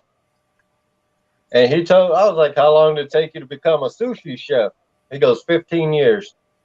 Yeah. Yeah. He said to be Oh, she's a back. certified sushi chef, you got to do 10 to 15 years. Yes, sir. My son, he 15 years he's been a sushi chef, and he works in a restaurant in Portland, Oregon, but he was in Japan for 2 years, and he got picked as one of 7 American people that went to train with this guy. So he was at Portland Art Institute, and he was going to be a gamer, a gamer programmer. And this guy came up and he said, do you like to cook? And he said, yeah, I do. And he said, well, have you ever thought about sushi? And I'm telling you, my son can make some beautiful stuff. He does stuff for the restaurant, of course, and he also does weddings and whatever, business meetings, whatever. He does these sushi trays, and they are They're amazing. they are beautiful. I mean, it is art. It is art on a plate. It really is. Well, I gotta ask a question right here. Yes, sir. Now, sushi chef. Yep. It's raw It's an fish. art form. It's raw damn fish. What the hell? What are you chefing? How to put it on the plate? Not Stick a piece of- not all of it is raw, Steve. Not all of it's raw. No. Some of it's cooked. And I told him that. I do. I tell him that when I go to his restaurant, I tell him, I said, son, I'm not going to eat bait. Okay, I need you to cook me something. And he always does. They make they'll cook some of the fish for the people that want it that way. But the other Yeah. people, it is just beautiful. When they put it on the plate, it's so pretty Yeah. that you almost don't want to eat it. You're like, I don't want to mess this up. You know? So artist, let's say you're an artist, you can draw pretty pictures. You could probably be a sushi chef. Yes, sir. 'Cause Yes, you sir. put that stuff pretty on the plate. Yeah. You don't have Yep. to cook it. You just put it And on. that's what he does. That's Well- what my son does. Yeah. And I'm pretty proud of him. He's a good Yeah, we've seen some pictures. They're amazing. Yeah. He's a I'm good just boy. making a joke. Hey, Justin, you want to catch a salmon, man? I'll let you know. It's usually about the middle to the end of August when they start running. Just depends how the weather is. If the weather's right, they usually start running about the third week of August. That's a fish I don't eat. Salmon? That's when the trout are running too, aren't they, Lance? I can't get it to go down. It just gets bigger and bigger when I chew on it. They run in stages. It's usually your salmon do their run. Then like a week or two later, you got your steelhead that come running up. I got you. Never And the caught a brown steelhead. trout. Yeah, I've got steelhead, but not real big ones. I got you. A legal size trout or salmon is 10 inches. Okay. Now, For during me, the I'm thinking salmon- is snook the same thing there, Lance? snook. Snook? No, that's a saltwater fish. No, he's talking Down about in a Florida. Chinook. He's talking Yeah, about but don't they go into fresh water to spawn? Or am I thinking of steelhead? He's talking about a Chinook. Chinook. From out in like Alaska. Oh, Chinook. That's a king salmon. Okay. All right. She relayed a message. Okay, we have to say goodbye. Huh? We gotta say goodbye. Wait. Okay. Well, Lance, we're going to step on down. We're going to, if anybody's interested, we're going over to Mike's Fishing Home. He always asks me to come in. So we're going to step down and go over there now. So All right.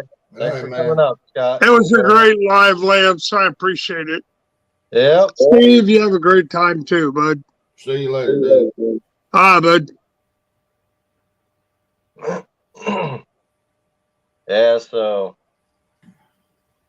I want to fish this weekend, but the weather, man, it's crazy. Yep. Well, I'm going coon hunting tomorrow night. Oh, that should be fun. Yeah, well, I don't actually hunt. I sit up in the truck and listen to the dogs run. I don't get out there and do that walking anymore. Yeah. Yeah. Oh boy, got a pretty good dog. Yeah, that's the main thing. You got a good coon dog. Man, technology really changed since I did it. They got those collars they put on them now, and they got the TV screen that shows what direction they're running. It shows when they're looking up a tree. Got an arrow that points up that shows when they're standing up on the tree and all of that. Wow. Yeah, wow. High tech, man. Jesus. Yeah, they got all that stuff now. I mean, that's just like fishing. Look at all the. Why you need a TV to find a fish? There you go. Well, you know, back when I was coon hunting, on windy nights you had to hunt into the wind, Yep. or you tried to, Yeah. so you could hear the dog bark. Uh-huh. And even then, it was hard to tell how far off they were if you could lucky enough to hear them bark. Yeah. But now, you know, you just turn the dog loose and it tells them how far off they are, what direction they are. I mean, they take all of the guesswork out of it now, even in Yeah. coon hunting. I know, it's crazy. That's just like, I mean, the boat fishermen. I mean, even bank fishing now, you got fish finders you can hook up to your rod and reel and cast out. Why? Learn how to read the water, That's right. learn the lay of the land. If you can look at that river from the bank and look at that land and you know how it is under the water. Yep. I caught a lot of big fish with nothing without a depth finder, but then I got one of those hummingbird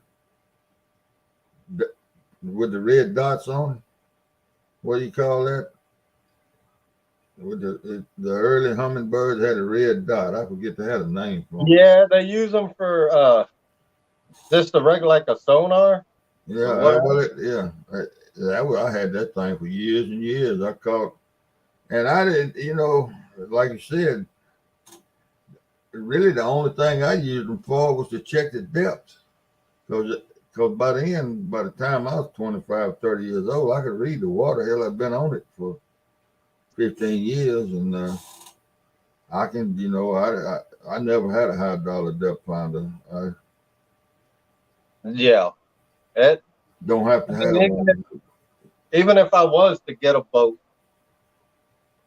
I would have the depth finder just for that, just to see how deep the water is. Yeah. Well, I had somebody in one of these live streams here a week or so ago. If they ever fished, talking about a boat fishing, Mm-hmm. if they ever fished the little bitty notches in the bank of a river, they're just barely big enough for a boat to. Sometimes the boat won't even fit in them, but you got a bank on the river, and anything that changes the direction of the water and shoots it out a little bit and creates a current scene, well, fish will lay behind it. Yeah. And I caught some nice flatheads drifting a cork down the bank and letting it go to those little spots, anchor way upstream and just let a little bit of it go down. And I've Yep. anchored in them. I've pulled up against the bank and tied off with rebar and fished right there and caught fish. But I had a boy one time, first size can I ever saw. I didn't, must have had the first one. But he would go down the riverbank, Mississippi Riverbank, looking in those notches. Wow. And didn't disturb the fish or anything. He'd just go real slow down out there 10, 15 feet, 20 feet, looking in those notches and marking them on the bank, the ones that had fish. And the water won't be 8 feet deep in those notches. Mm-hmm. And then he go back up and drop his anchor and cast in the one, and hell, he caught fish. He caught fish doing it. And I said, man, now that wouldn't be a bad deal right there. Yeah. How you doing, Mo Barrett? Mo Barrett said, when I was a kid, our depth finder was a mason line with a with a window weight. Yeah. I still carry one, Mo. I got a zip code 33 that'll cast a 3-ounce weight, and I got a slip cork on it. And I got the line, I measure off, say, 10 feet and cast it out. It's a real little bitty cork with a pin in it, to throw it out and throw it out. And if that cork floats, I know that water's deep in 10 feet. And I'll reel it back up and raise it up 2 feet until I find exactly how deep the water is. I still carry that with me all the time. See, we do, when we go fishing, salmon fishing, we'll use our slip bobbers, man, and we'll put a weight at the bottom of the line and we'll drop it down, just like you said, figure out the depth, and then we set our lines to that. And every time, about 95% of the time, we hook into a salmon. Right. Yeah, that's how I do it. It's real simple. You just got to have a cork that weight to hold down, Yeah. which you, heck, if you have to, you can cut one of them in half, a cork in half, anything that'll float. Yeah. If anybody else wants to come up, you guys can come up and join us.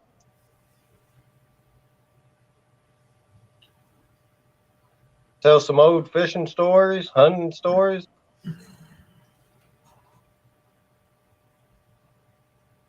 Yeah. I never developed a taste for salmon. My dad, when he lived in Northern California, they fed me salmon 3 different times out there on one of my trips. And I swear, one time I even picked the fish out of the swimming tank up there in front of the restaurant. I just can't eat it. It just does not, it don't taste good to me. Oh, I love salmon. That's one of the healthiest fishes actually to eat because that helps with a lot of stuff. My wife loves it. I don't like, I'll eat it, smoked salmon. I'll eat it, but I don't like smoked salmon that much. I'll put it on the grill or bake it in the oven or just pan fry it.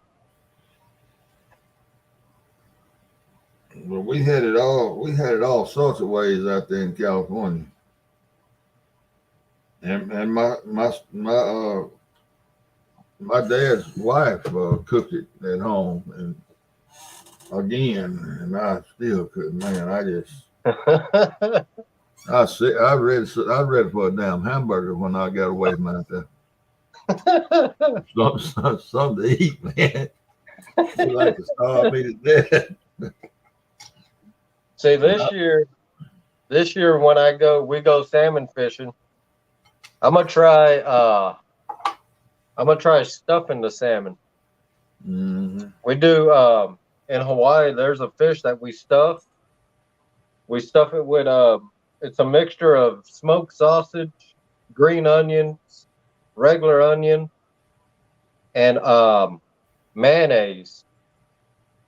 Well, you make that mixture, and then you just stuff the fish with it, and you wrap it up in tinfoil and throw it on the grill for a little bit, let it cook.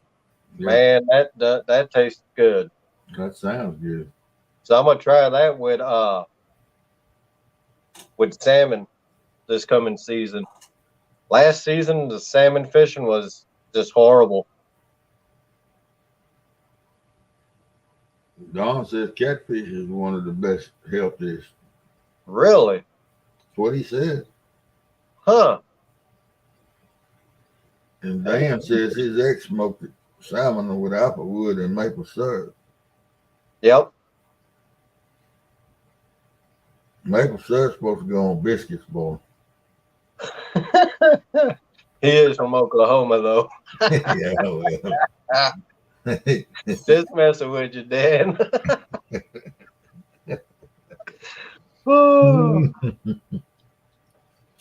Yeah. And the only thing I like with my biscuits is gravy, sausage gravy. Yeah, that's good too. I'm bad to eat mustard and sausage on my. I love mustard, and well, I love mayonnaise too. I guess I'm a fool for both of them. But I like biscuits with a mustard and a sausage patty and a bunch of black pepper in the mornings. Man, that sounds good. Yeah, down here, I guess it's everywhere, but these little old super stops and different cafes and all, you can get a sausage biscuit or a steak biscuit or a bacon biscuit. Yeah. And I love sausage and mustard. Yeah. You got to try, when you catch some catfish, Mr. Adams, you got to try some grilled catfish. I've cooked it on the grill. We had those that wire thing you put in. Uh-huh. And we put olive oil and some salt and pepper and squirt a little lemon and some lime juice. Yeah, it's okay. I like it. But I tell you, I'm just a fried food. Being from the South, Oh yeah, I love we my fried catfish too. everything's fried down here. I mean, we fry everything. Yeah, we've fried everything. We from catfish to Oreos and Twinkies. Donuts. Yep. Yeah, they even fry pickles, dill pickles down here. And that Hell, is and fried ice cream at that. Yeah, yeah. Mozzarella sticks. Yep. Hey, if Yeah, you can batter it and fry it, it's good to go. there you go. Like Yeah. I said, I grew up in Hawaii, but I got Southern blood in me, man. It's my great grandparents lived in Texas.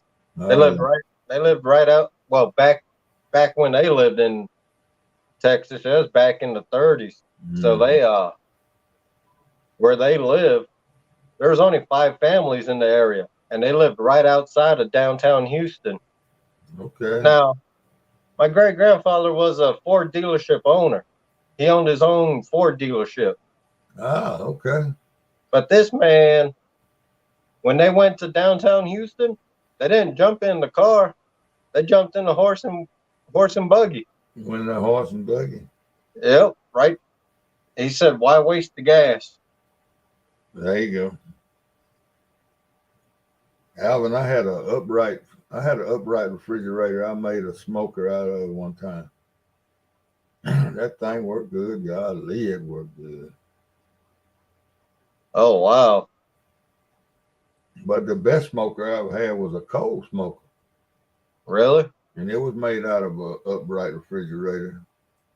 And I took a dirt bucket, tracked in a dirt bucket, and went down the field, got a big pile of dirt and made a big pile of dirt. Mm-hmm. I made dumped two big buckets of dirt side by side and kind of took a rake and made them like a little mole hill, except it was pretty tall. And right up on top of it, I set that smoker. I mean that upright, old upright refrigerator. Main thing you want to get one that still got the seals in the door. That's pretty good. Yeah, right. Then at the bottom, I took a saw and sawed a hole in the middle, and I ran flexible pipe out of it down through that dirt and off over yonder 10, 15 feet. I had a firebox, Uh-huh. and I built a fire over there. And that firebox had a lid on it with a few little vents, and put in the top of that upright refrigerator, I drilled some holes Right. and let it draw, and put that meat in there in the racks. Yep. Whatever you had, or half a deer, or just whatever you put in there, and let it smoke like that cold. The smoke was cold by the time it got there. Yeah. And man, I cooked some Hey, good food. Tinkerbell. Thanks for coming in. Hey, Tinkerbell, I cooked some good food on that thing. Mm-hmm. It I takes a knew this long. old man. He had a nice smokehouse. He built it out of bricks, and then on the front, he had his smoke boxes out, 2 in front, 1 on each side, Mhm. and then on the side and the back, he had 2 smoke boxes on each side. Man, we smoke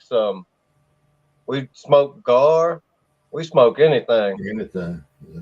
Gar, deer, hog. Well, I'm gonna tell you a little something. The first indoor bathroom we ever had was made out of the smokehouse. How you doing, Ty? Thanks for coming in, brother.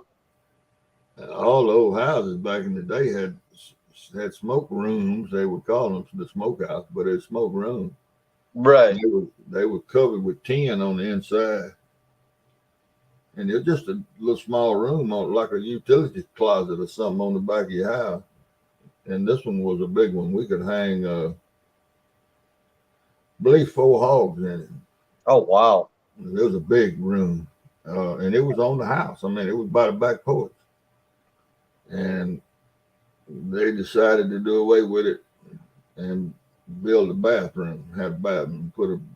Took it, man. That you take a bath and you smell like damn smoke all the time. But they never did get that smoke smell out of that bathroom. But we had an indoor bathroom. Yeah. That was a long time ago. Man, my dad used to tell me, because he grew up on his uncle's cattle ranch in Hawaii. He said if you had to use the bathroom at night, you get up, you have to light the kerosene lantern and go to the outhouse. Yeah, we had Like, for real? We had what they call slop jars. The big old. Don't talk about all that. That's too long ago. Yeah, but it's good. People that never grew up around it, us younger generation, we like to hear them stories. Hey, think about it. Yeah. That's the reason I won't sit around a campfire now. I can't stand the smell of smoke. I had a nickname when I started school in first grade. First fight I ever got in was over. Kids kept calling me Chop Chop. They called me Smokey, and they called my buddy Chop Chop. We rode the bus. Hell, I lived 13 miles from town and rode that school bus. Oh, God, it seemed like I grew up on a school bus. And them town kids, me and Harry. In fact, he was a coon ass. Harry Abel, Herbert. He's back in South Louisiana now. They called me Smokey, and they called him Chop Chop. And we didn't never know why. So I asked my granddaddy and told him, and he said, well, that's because you smell like smoke. Your clothes smell. Of course, we cooked on fire, cooked on wood, had fireplaces, so you naturally going to smell like smoke. Right. And most all the country kids did. Yeah. Back in the early 50s. And he asked me, did it bother me? I said, well, the kids laughed and all. He said, well, tomorrow, the next day, whenever the next time he calls you smoking, you knock sparks from you hit him in the head, and if he gets up, you hit him again. And that'll break all that up, bud. So all the way home, all the way to school that day, I told Harry, I said, my granddad told me to pop Ned Rodney if he called me Smokey. And Harry was a little old bitty boy, little old bitty coon ass. And sure enough, here come Ned Rodney and Billy Joe running down the hall. There comes Smokey and Chop Chop. Wham! And because he didn't get up, I hit him pretty good leg. And I ain't been in the first grade, but about a week, maybe 2 weeks. And here they had to call on the party line to get somebody to come up there because I was fighting at school. And my granddad had come up there and he told that superintendent, that back before they didn't send you to the principal's office, I went straight to the big house, the superintendent. Yeah. And my granddad had told that superintendent, said if he called and spoke again, said, I guess I'll just have to carry him out there and put him on, let him start chopping cotton or something, because he's going to hit him again. And he's going to hit him until he quits calling and smoking. Yeah. Tinkerbell, that's Tiki, like the Tiki torches or a Tiki bar. Like when you go on vacation to Jamaica or whatever. It's just a hangout. I got some Tiki torches in my utility room out there. They make them now with they put that jar of stuff in there, that oil that burns, supposed to keep mosquitoes away. It don't work, but Yeah. They sell them women anything. Uh-huh. How you doing, Texas Tiger? Yeah, man, I know in Texas when we used to go to deer lease and stuff, no bathroom, we didn't have running water. You had to You had them old outhouses. Man, it's awful too, man. Yeah. What's up, brother? How you doing, man? Hey, Red. Oh no. Just got back. Just got back from Columbus. He got his Bengal coat and jacket on, shirt on. Oh yeah. Yeah. You guy's a diehard Bengal fan. I don't know why. Well, I wish they had pulled it off. Like I said, they did good. They did great, but they didn't do too great. Hey, at least they made it to the big game, man. Right. Right. There was a bunch of folks My that bought team. tickets to go see that game. They didn't. I tell you what, I usually don't say this a lot, but like you see my Facebook, dude, the last 58 minutes of that game was perfect. The last 2 minutes was flags all over the field. It's like, come on, guys. Yeah. Yeah, I agree with you. So what's the combo tonight? Man, anything. Hunting, fishing, We're talking about outhouses. outhouses, smoking rooms that were connected to the house. Smoking rooms, like literally smoking rooms, like meat. Smoke room to smoke meat. Yeah, Where you smoke Yeah. meat. nice. It's just anything, man. Just somewhere to hang out. Can't go fishing. Might as well get on here. You know what? I was going to ask you, how's the weather up there? It's been all right until today. Freezing? Man, it started snowing a little bit. Damn. It got up to 62 yesterday, and we woke up this morning and it was 22. Oh, Yeah. Jesus. It was 72 here yesterday and 32 this morning. Really? Yeah. All right, 40 Tinkerbell. Have a good degrees night. sun. Thanks for coming in. Saskatchewan Stan. How you doing, buddy? Yeah, Texas, I can tell you one is worse than a two-seater. And I've only seen one in my life. And that's a three-seater. And I saw one on the bank of the White River back in the 60s. Jeez. Just before falling off the big bluff. You look on the map, it was at Crockett's Bluff, Arkansas. And the river was eroding, and it was up on a big tall bluff. And you could see the bottom of the outhouse, and it was a three-holer. Never seen one in my life but that one. And the next year or so later, went back up, and it is falling on in the river. So there's a three-holer floating the White River somewhere now, probably in New Orleans by now. But that was a community outhouse, man. Oh, man. Can you imagine? Those were the best. Those were the best. Especially when they didn't dig the hole deep enough. That's a together, Yeah. man. You know, Hey, you ever asked Edwin, how far are you from Zanesville? do I know? How far are you from Zanesville? You said you went to Columbus. That's Columbus, Ohio, wasn't it? Right. I live in northern Kentucky. Oh, okay. All right. Yeah. We had to go up there for a doctor's convention. So, I got a good friend who lives in Zanesville. but Zanesville from where I'm at, it's about 7 hours. Yeah, it's just right there around Columbus. Yeah. I've never been up there. He lives right there on that. I can't remember the name. It's a funny name, real Muskin Gum or something like that. I don't know. I'm not too familiar with anything up north. Muskin Gum. So That's this right. year, I can get away. I'm coming up and we're going fishing. Yep. I got a couple new rigs I want to try out. I'm going to send them to you after this is over. I want you to check them out. They're pretty cool. Yep.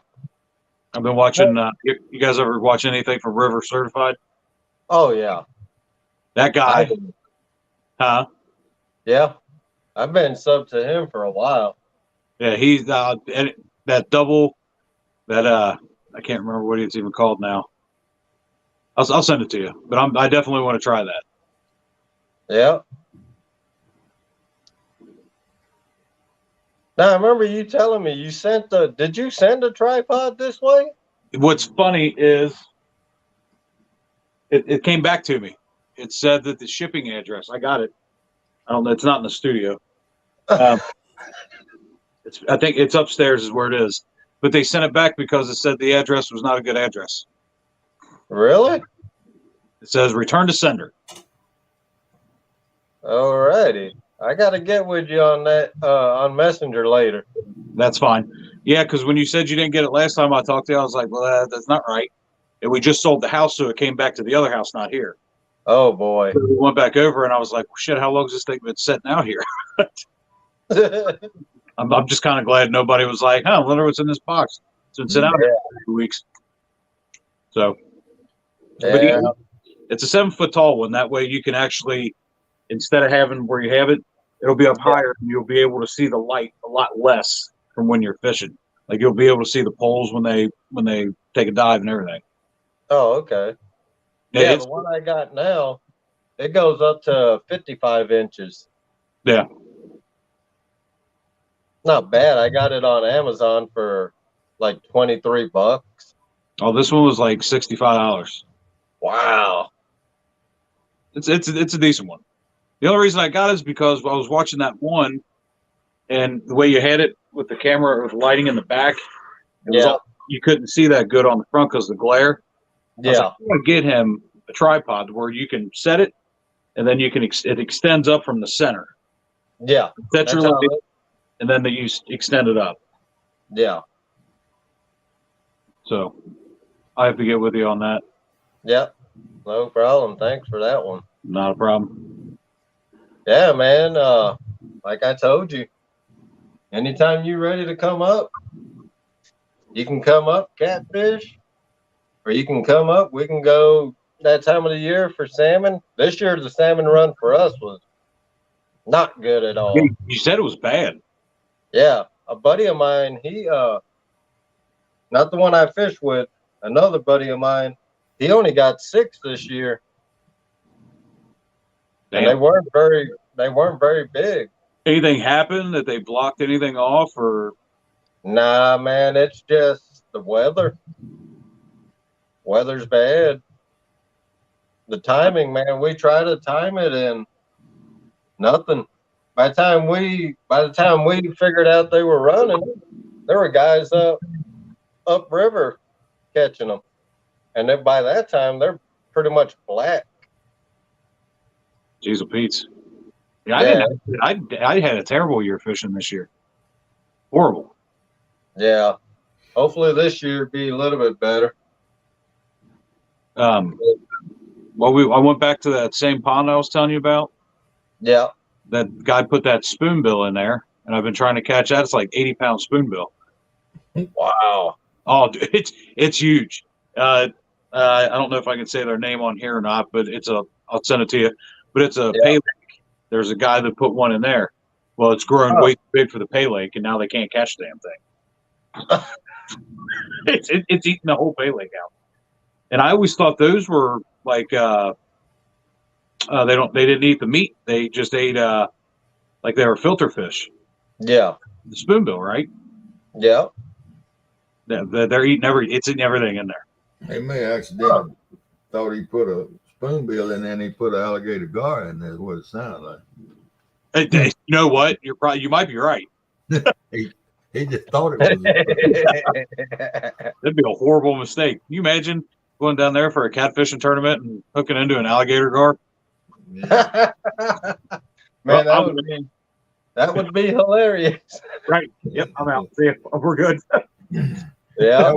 There's a fella here that's got a bunch of apartments that he rents, and he had 2 little old ponds on the property, and 3 little old ponds, and one of them full of bullheads, and he had the other 2 stocked with little, we call them rice slicks, little old green sunfish, and he sold them for $25. I believe it was $25 a hundred. The pond, the little slicks, and he kept a big old long net out there, and he just walk around there and get that net and walk around the pond, pull it all up there to one spot, and count you out 100 bait. And you bring a cooler with an aerator. And I asked him one day, I said, how come you got all these fish out here, these little old things? He said, well, I love to go to the river in the spring and catch some flathead. Yep. He said, in fact, I put 3 in this pond here. I said, well, you must be trying to get out of the bait business. 3 flathead? Yeah, and the smallest one was 5 pounds. Oh, man. And Yeah, and the next year I went back there, and he was barely able to catch 100 rice slicks. Yeah. And the second year I went back, he couldn't catch a sunfish. Oh, they'll eat pond. Oh. Can he catch The pond about a half acre, 3/4 of an acre. That's it? Them 3 flatheads, they cleaned him out of bait. They put him out of the bait business. Well, yeah. What would have guarantee put you out? And he done put 3 in there. He said the biggest one wasn't but 10 pounds, but the smallest one was 5 pounds, and it took those fish 3 years to clean Completely demolish it. Jeez, oh, Pete. Wow. I thought everybody in Mississippi had more sense than that. Was he? He probably wasn't originally from there, was he?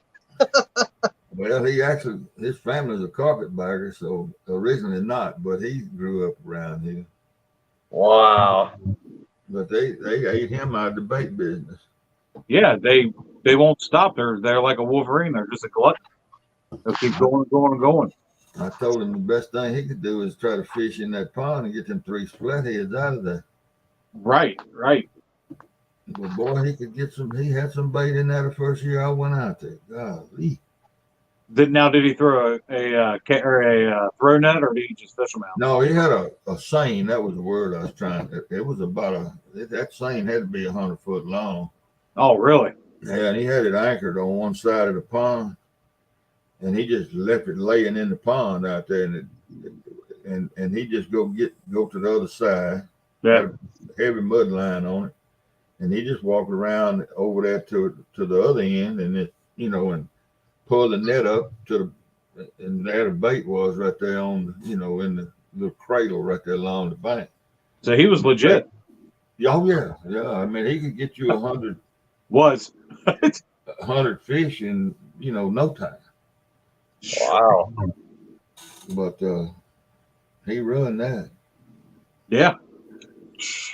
There was a buddy of mine. He had a 2-acre pond, and he was wanting to stock him with blue cat, and we told him, just stick with channel cat. Blue cats are good to have in a pond, but they'll eat your pond out too. Well, he thought he caught a blue cat, and it turned, he wasn't a fisherman. He just bought this whole land and he was go fishing. He put two flathead in there. Oh, they took over. Oh yeah. Oh yeah. I mean, one would take over. Yeah, they're. That's why my dad was like, "You want to put one in the pond?" I said, "Nope," because we have an abundance of bullfrogs out there, but we have otter problems. So $400 stocked in this pond last summer, and I guarantee it, this summer they're all gone. These otters have been demolishing this pond. Don't know where they're from. There's not a river anywhere near us. There's a creek bed probably 6 miles down the road. That thing's got to travel. Has you guys ever had a problem with that?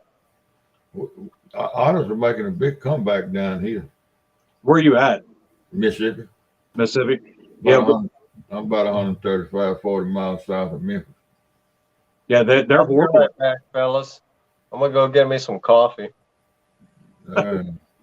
Yeah, they're horrible up here. I don't know what the problem is. I don't know what's going on. I can tell you what the problem is. The tree huggers killed the fur market. That I can see that. Well, I can tell you this too, because I had to go get a special license. It's called a nuisance license in Kentucky, because you're only allowed to hunt otter 1 week in February. That's it. You can't trap them. You can't hunt them. You can't do anything. So it's ridiculous.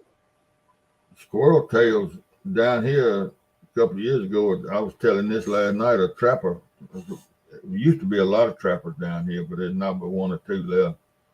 And they mainly catch cows to sell to these fox pens, the trained dogs. But the trapper was telling me last year that squirrel tails was bringing more than mink. Squirrel tails? Squirrel tails. How's that even possible? Well, the squirrel tail wasn't bringing but $2, but they was bringing $2. The mink wasn't bringing. They wouldn't even bid on mink. People call me crazy. They call me a conspiracy theorist. I'm telling you, they do this to drive out anybody that wants to do that kind of business. Because think about it. Back in the day, fur trapping was huge. Now, a handful. That's right.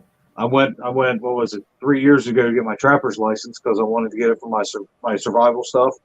To help people, teach people. Well, I went down there and got it. I had no clue. There was 2 people down there with me, and that was it. Yeah. And usually the guy was like, we'd have 15, 20 people in here, but he said it's just completely dropped off. Yeah, they pelts are not worth a thing. They're not worth anything. And I don't. I thought you was going to ask me what did they use the squirrel tails for, and I can't remember. I know one of the things was tying jigs. They use a squirrel hair for jigs, fishing jigs. Yeah. But that wasn't the main thing. It was something else that they used them for. Yeah, that's what Texas Tiger said. It just right. They shamed the fur market out. Yeah, it's terrible. $0.19. Yeah, they paying $2 for them over here, Dan. I can't see anything in the chat. It won't let me pull it up for some reason. Oh, okay, yeah. But yeah, we've been talking about coon hunting. I used to coon hunt for years and years,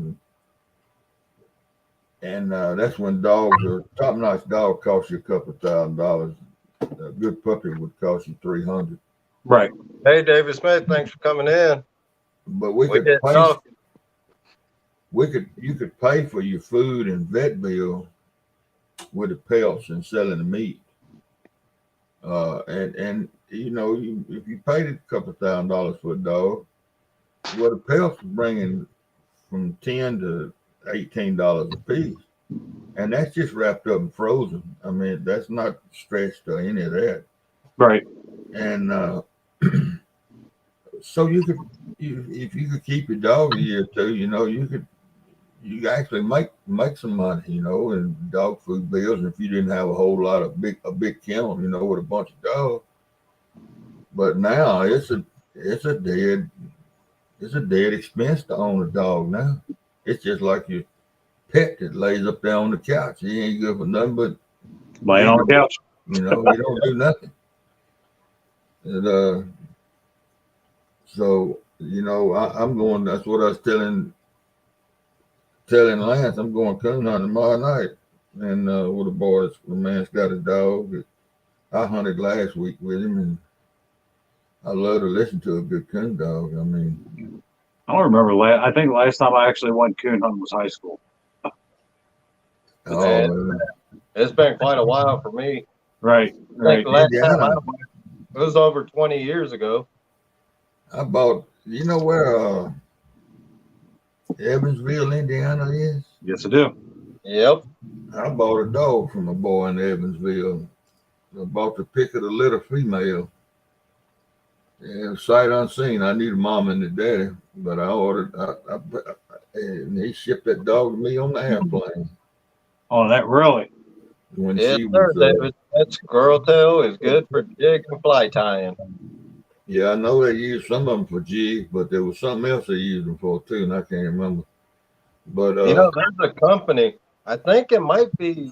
I got to look it up. But there's a company that still buys squirrel tail for jig making. They'll pay you so much, and depending on the quality of the fur, they'll give you more. I'm gonna scoot this back, Lance. Over. yeah, Texas.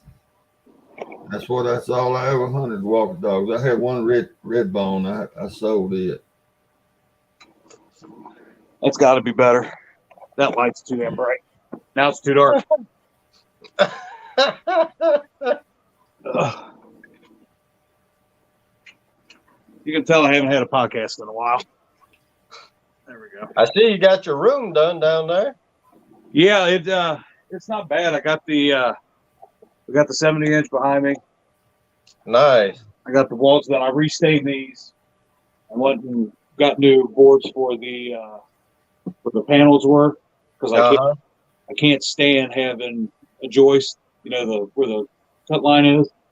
So I went and got boards, put boards up, stained them off. Did that for the sound bar.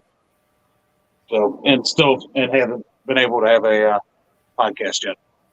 Yep, Mo Barrett, that's who it is. Because I looked it up. I was a couple of years ago when I was squirrel hunting. Now, of course, I didn't do no good that year. Of course, I make it hard on myself. I'm going out with a 22 pellet gun to make it more sporty. Trying to squirrel hunt with a 22 pellet gun, man. It's fun, but it's a challenge. Y'all want to hear a good squirrel story? Go for it. This may be one of the funniest stories you ever heard in your life. I'm a bird watcher. All right, so the nemesis of every bird watcher in the yard on your feeder is a damn squirrel. So I got one of them $100 Gamakatsu pellet rifle, whatever the name of that pellet rifle is. But I wouldn't kill the squirrels. I just shoot them with a shoot the tail, to try to make them leave the feeder alone. And I got to thinking, and they got to where they didn't even care about that. They just flicked the tail to fly up there, and they wouldn't even get off the bird feeder. So I got to thinking about it. Back in the day when I was coon hunting, we carried Roman candles with us. Y'all know what a Roman candle is?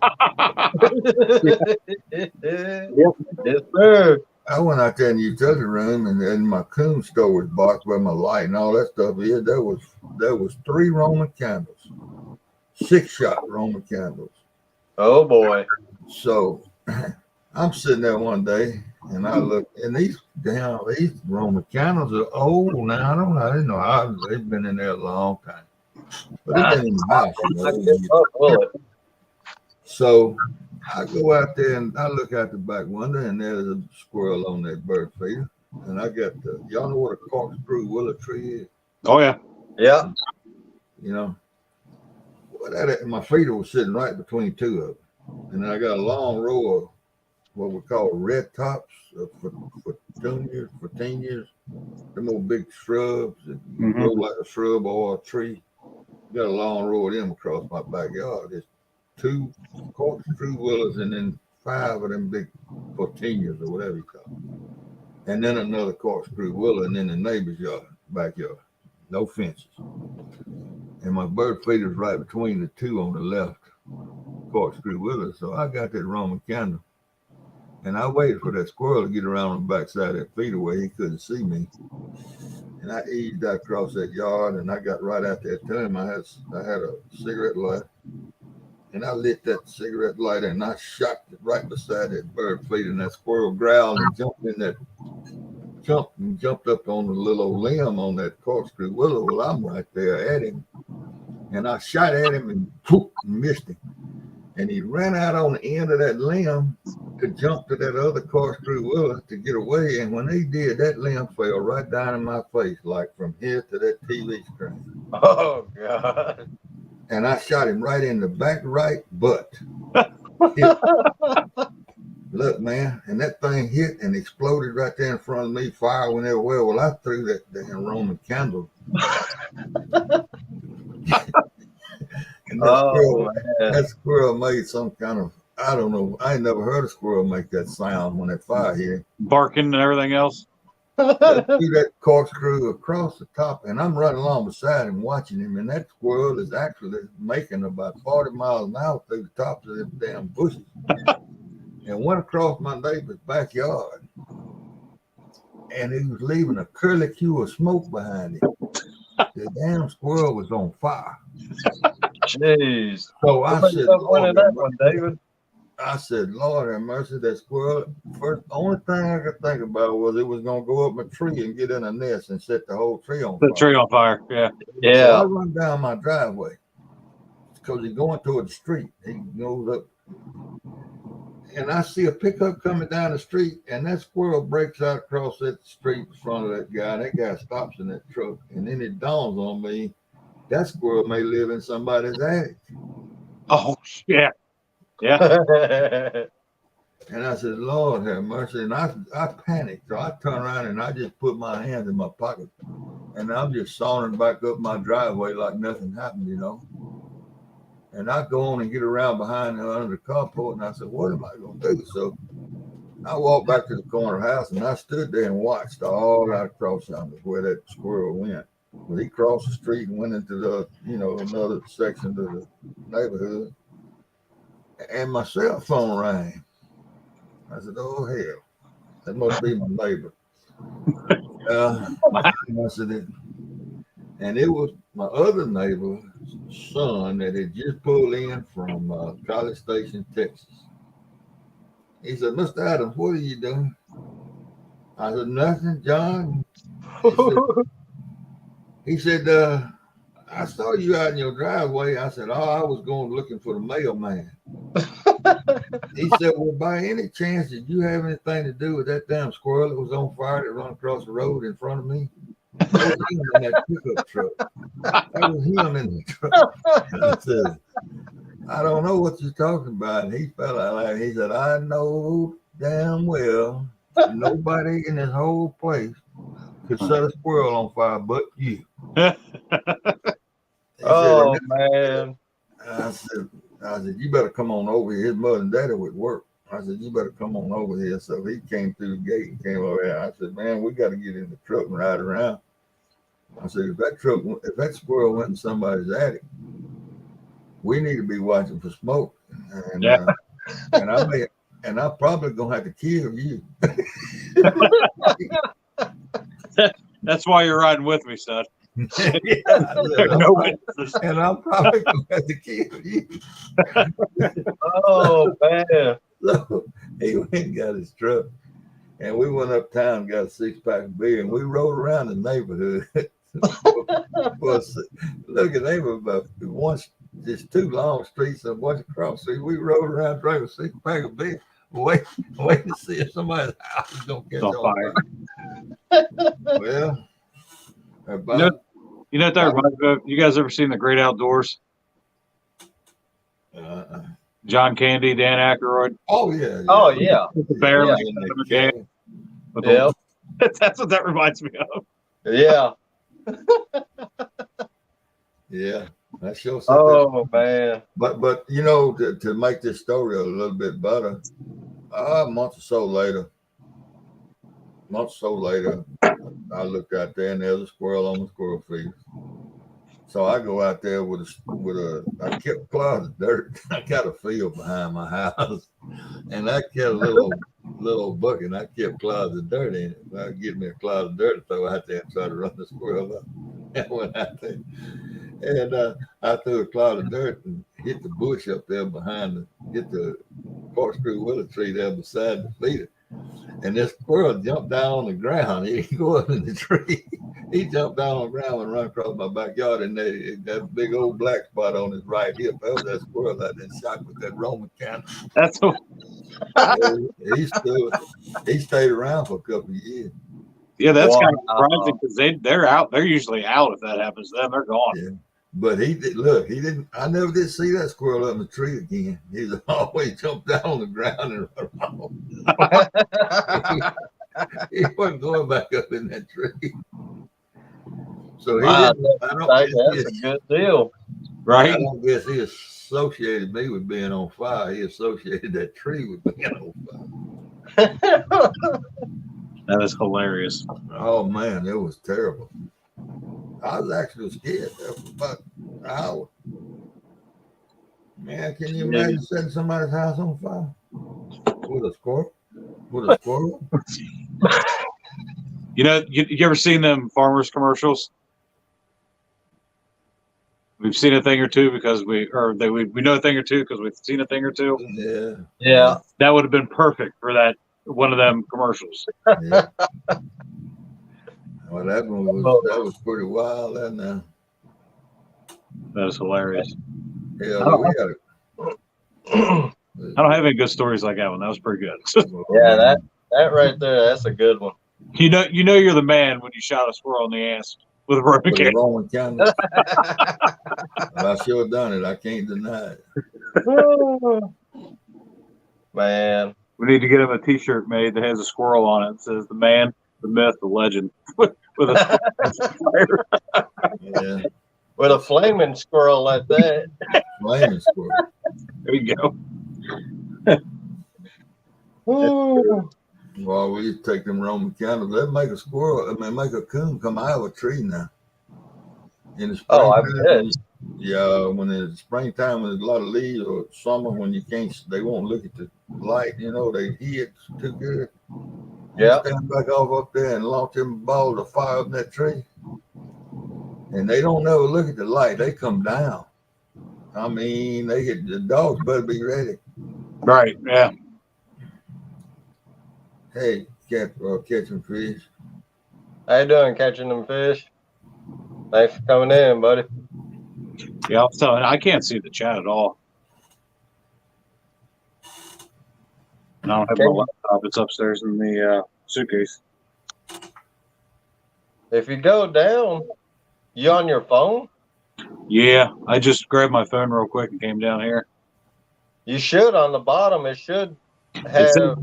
It says chat. I tap on it and it's blank. Huh. Yeah, you tap on chat and then you go up to the top on that screen. It should have Private. It should say, yeah, you got private and you got comments. Yeah, I believe. it's just coming up blank. Yeah, because you should be able to hit that comments and it should bring up the chat. Yeah. Maybe it's just lagging. I don't know. We'll see.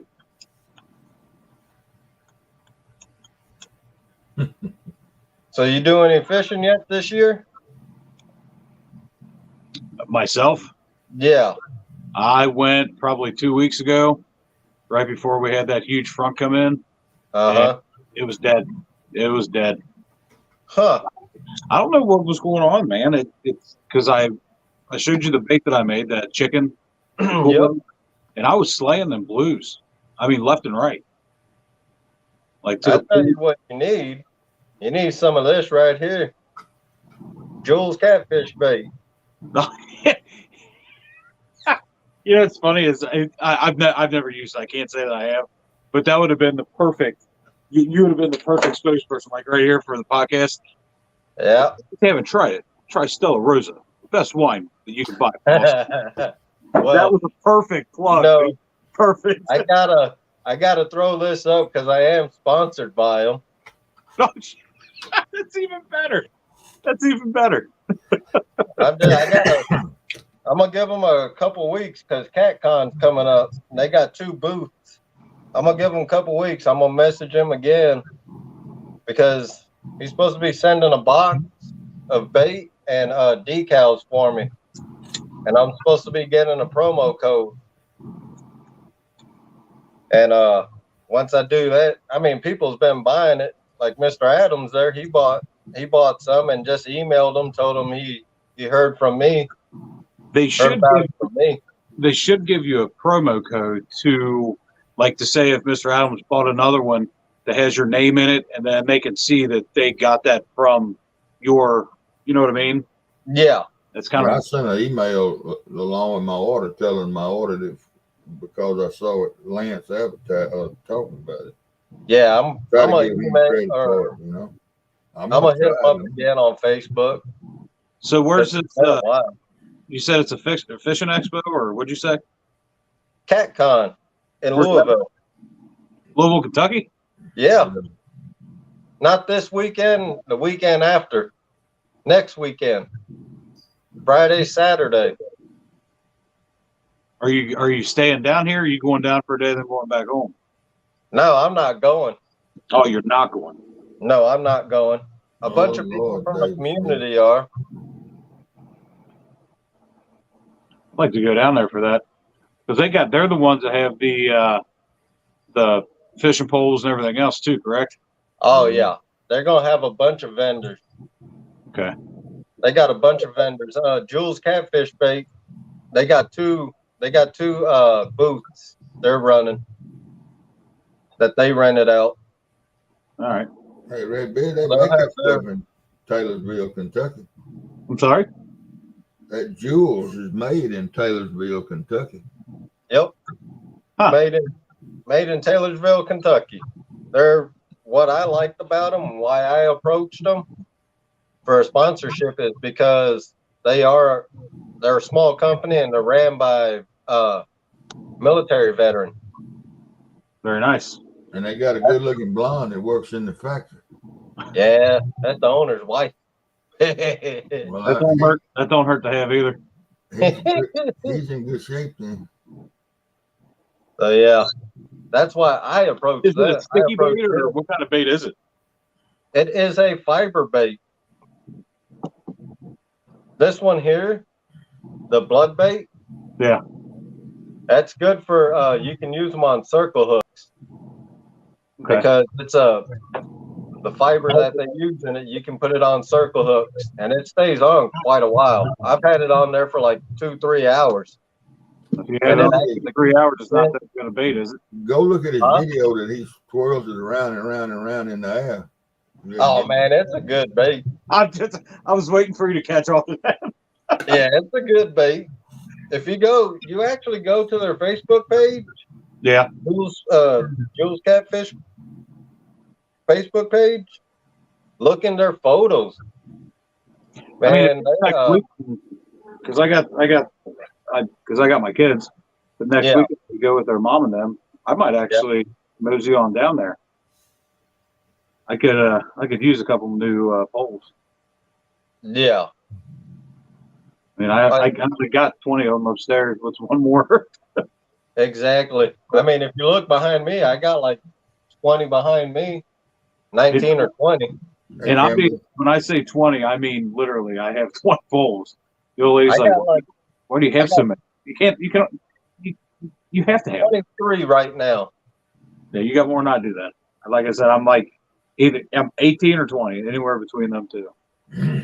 Hey, Miss Kimberly, thanks for coming in. Yeah, Mo Barrett, it does work. A lot of the catfish on my pictures of the catfish on my channel. Actually, one stringer, we caught some nice sized channels with this stuff. And you know what? That's still one of my favorite cats to catch as a channel. Yeah. How many people are in the chat right now? It's showing 19. 19. I think we should. How many people? Let me know what they say. Like I said, I still can't Right. see it, but let me know what they say. What's your guys' favorite catfish to catch? What about you, Mr. Adams? What's your favorite? I love catching flathead. Although I've caught bigger blues, but I love fishing for flathead. And you're probably going to hate this, but I've never caught a flathead. Hey, we're in the same boat. Well, you may I've not never have caught a them. flathead. Nope. They're fun to fish for. They're harder to catch than blues to me. Blues are my favorite. I love just the way they shake, roll. A lot of people say that they don't like them because they literally run straight to you, but still, it's fun. And they hit. When they hit, they hit. Yeah, I like blues, but it's a challenge to catch a flathead. I'm telling you, man. Yeah.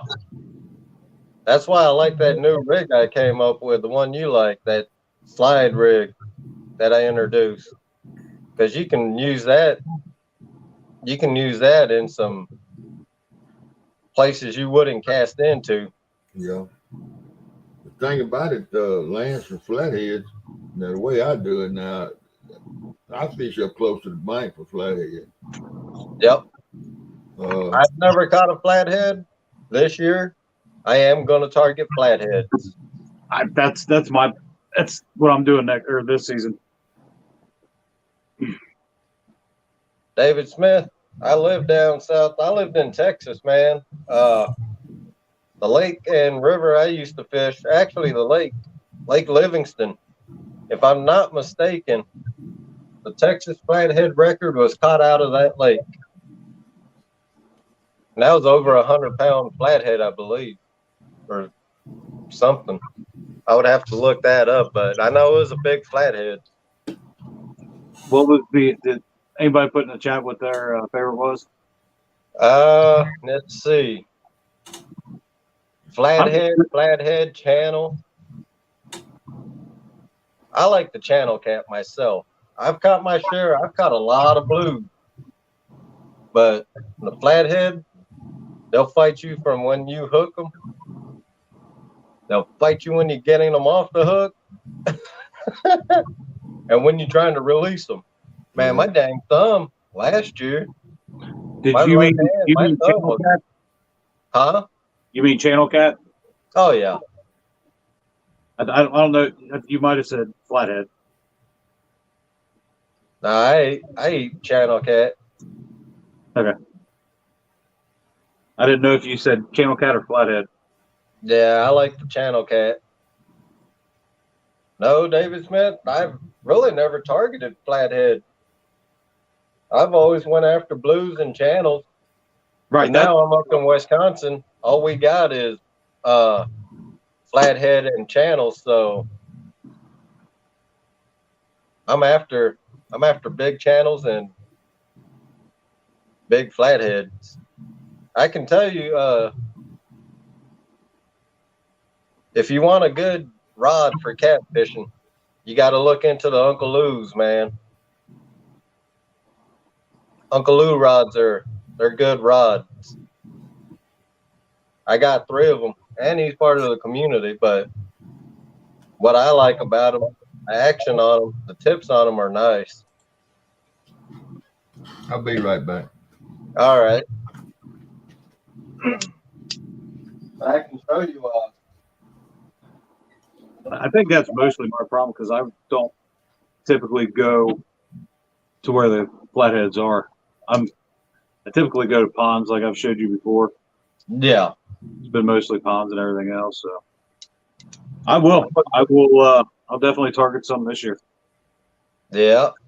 Oh yeah. If you come up here during when it's nice, good weather, we'll target some cats.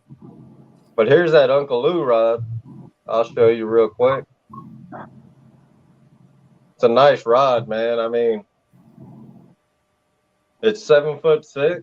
This is the bait caster. That's the one I was wanting to get. Now is the tip orange too, or is the tip green? The tip's white. The tip's white. Yeah. Let me get it. Let me turn it around real quick. The tip's white, but it glows in the dark. Nice. The one I was looking at was the orange. The shaft was orange, and the tip was that glow in the dark green. It was awesome. Yeah, this the Uncle Lou rods, man, they're good rods. I like them. And if you're fishing like during the day, you're out all day and you fish till it gets dark. That sun, the UV from the sun, it lights them up, charges them up real good. Yeah, I don't dude, when I fish, whatever time it start, I don't ever stop. Yeah. That's my biggest problem. I could be 8 hours straight, and I'd still want to sit there and fish more. Man, some of the catfishing tournaments I get in on in a Facebook group I'm in, catfishing group I'm in Facebook, he runs 24-hour tournaments. That's all. I actually won one with a might as well say 16-pound channel. And that's what won it? Yep. Well, he broke it down. He broke it down into blue division, blue cats, channel cats, and flatheads. Okay, And, so there's 3 different. It wasn't just all one. right. Everybody had a chance because every flathead or a blue is going to outweigh a channel no matter what. Yeah. Unless you hook into a real monster. That's the only problem with being in Cincinnati is there really, besides the river and a couple of out like the outskirt or skirts part, there's really nothing around here that I've found without having to get permission. And once you get permission, they're kind of iffy about it anyway. So, Yeah. Well, there's guys. There's a lot of Ohio guys, man, and in the catfishing community that you can reach out to. There's one in the chat right there, Cincinnati Cat. Yeah. I couldn't hear him. What did he say? I'm sorry. I'm sorry. I said it's a boy from Cincinnati in the chat room right now. Oh, is there? His name is Cincinnati Cat. Well, there you go. He's asking, where do you fish, Redbeard, mostly? Basically, farm ponds, spillways. I love my spillways. Just anywhere I can. I don't know, for some reason last year I could not get in anywhere. Nobody would let me fish anywhere last year.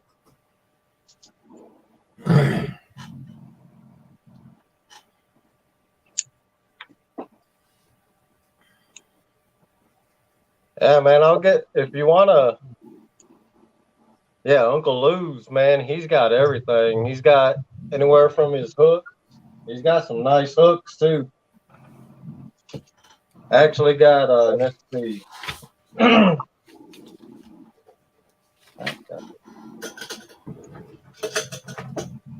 me find a whole.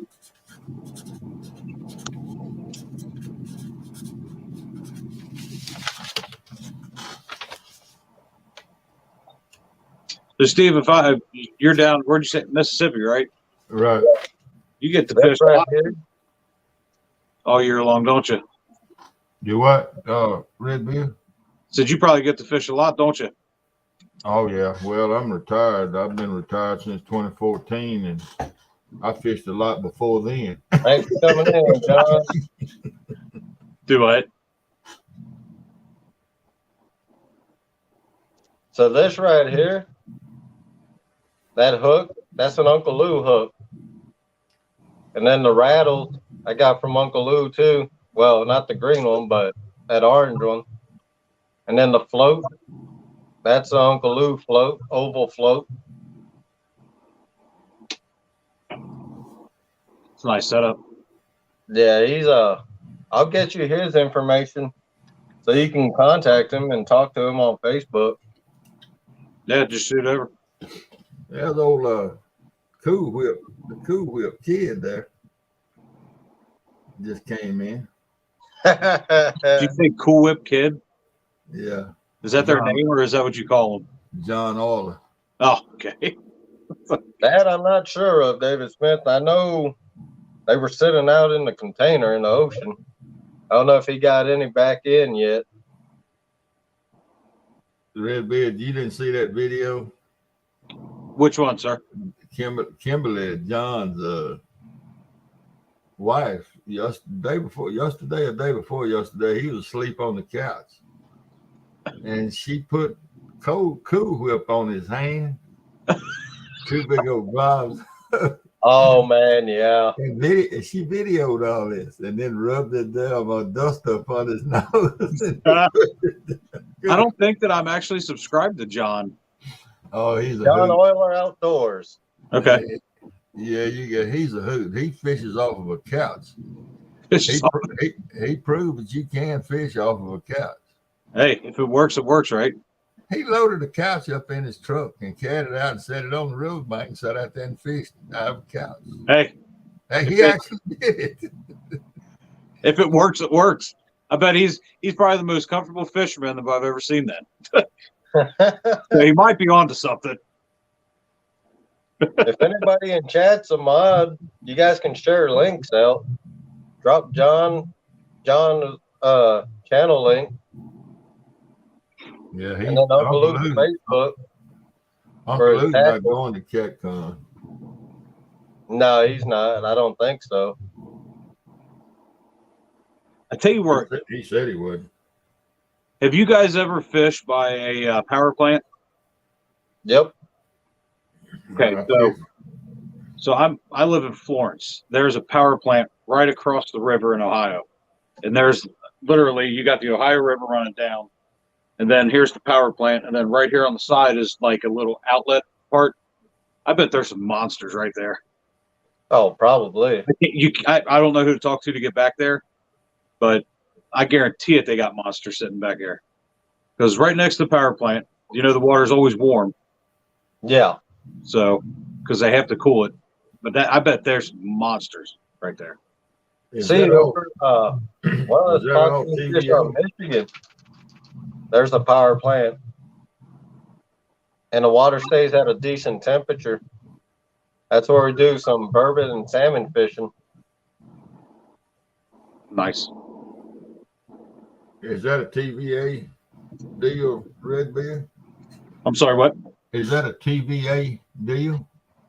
Yes. I don't know. Yeah, I don't. They go up there in a boat a lot. Yeah. Now there is a bunch of people that go right out in front of it because they'll have the barges come and pick up the fly ash, and then they'll take the fly ash off. But people fish up there all the time. The spot that I want to get to is literally. Kimberly. Oh, Kimberly shared Uncle Lou's Facebook link. Okay. I have to go back afterward and scroll down and get it.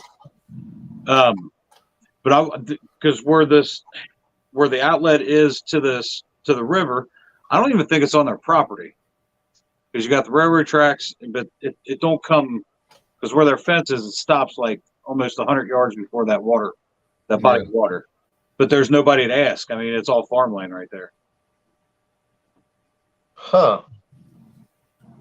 And that you can't get there's no public access? There's no road to get to that or anything. It's literally just, like I said, the farmland and the railroad tracks. I mean, I guess I could be that guy and just walk the tracks, but I don't like doing that. Right. Is there any way you can get in touch with, figure out first who owns that farmland? Yeah, that's I don't know. I can tell you how to find out who owns it. How's that? Acrevalue.com.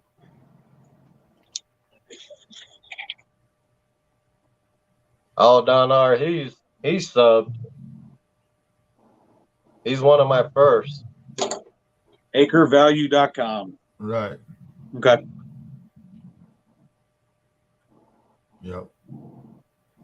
And you can find it. You can go right there and it'll tell you exactly who owns it. Okay. There's I got this hunting app on mine. I don't remember what the name of it is, but it's on this phone. I can't really look at it, but that's what I usually use. And it'll give you the parcels and everything else and who owns it, but I could never get it to pull up on that. Acrevalue.com. My other hobby is metal detecting, and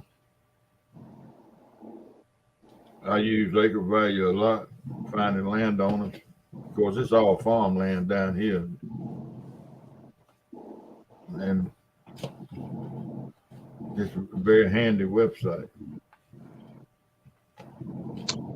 So my chat actually started working, Lance. I didn't think it was taking too long to load. He's not even on there, is he?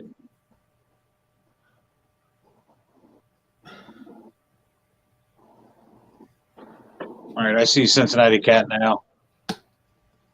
They're all starting to pop up.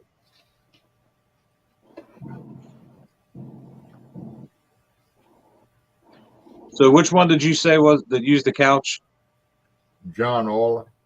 John. Okay, I'm writing this down. He's a hoot, man.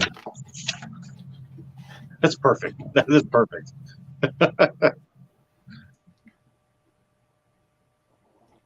He'll do just about anything.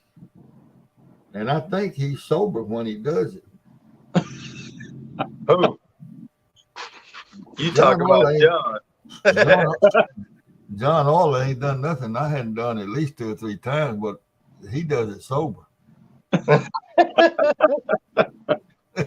Yeah, he's got a good channel. He does. He's a hoot, man. Yeah, I'm definitely I need to go watch the good old cream pie face. That'd be good. Yeah. Hopefully him and Kimberly come up here. We can do some fishing up in Wisconsin. So you can tell you're not from Wisconsin. Lance, I just realized something. I got more beard than you do. Yeah, I shaved last night. I'm gonna have to shave. Damn, I look rough. I just cut 2.5 inches off. Man, it had to go. Not that bad.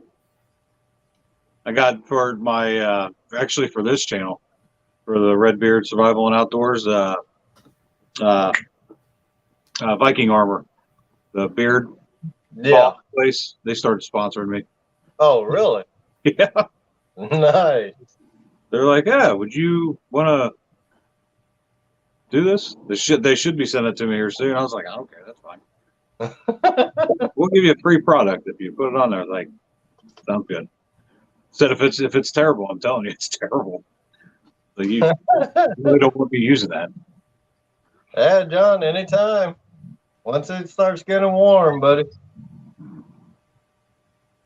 Oh, Lance, I can see chat now, by the way. Oh, you can? Yeah, I think it was just taking a little bit to load in. Huh. Yeah, it's weird, man. StreamYard's weird. Well, I deleted it off my phone because I can go live. So.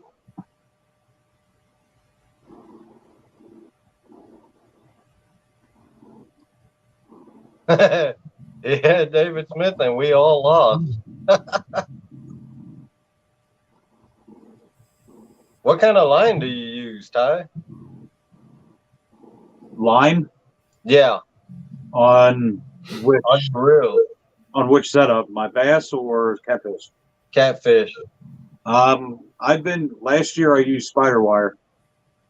Ooh. And I love the braided. That's always been my go-to. You should try it. I mean, now for my leader, I'll use the 50-pound Cajun. But Cajun line is good. Yeah, my actual line I use is the spider wire. I've heard horror stories and I've heard great things about it. I've never used braided, but I've used spider wire in my time for bass fishing and fishing. I've also used 17. I used to use only 17-pound tests for a while. I used that Cajun red, and that's some good line. Then I went to slime line. Then I went to this right here, Whisker Seeker. I heard they got some good line. Yeah, Whisker Seeker. The 30-pound test is what I use now. And that's the diameter for the 30-pound test is the same. Their Whisker Seeker 30 is the same diameter as the Slime Line 20-pound test. So it's some thin line. It's strong. Yeah. It's actually 0.45 mm.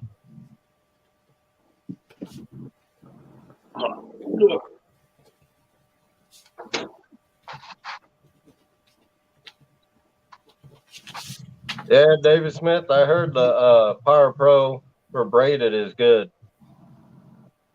I heard that's some real good line. My buddy uses braided line. I think that's what he uses is the Power Pro.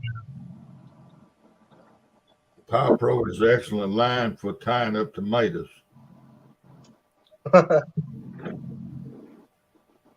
If somebody offered me a truckload of it, I'd set it on fire. I I hate it. I absolutely hate it. Huh. Well, I'm not a braid man myself, so No way. I use all mono.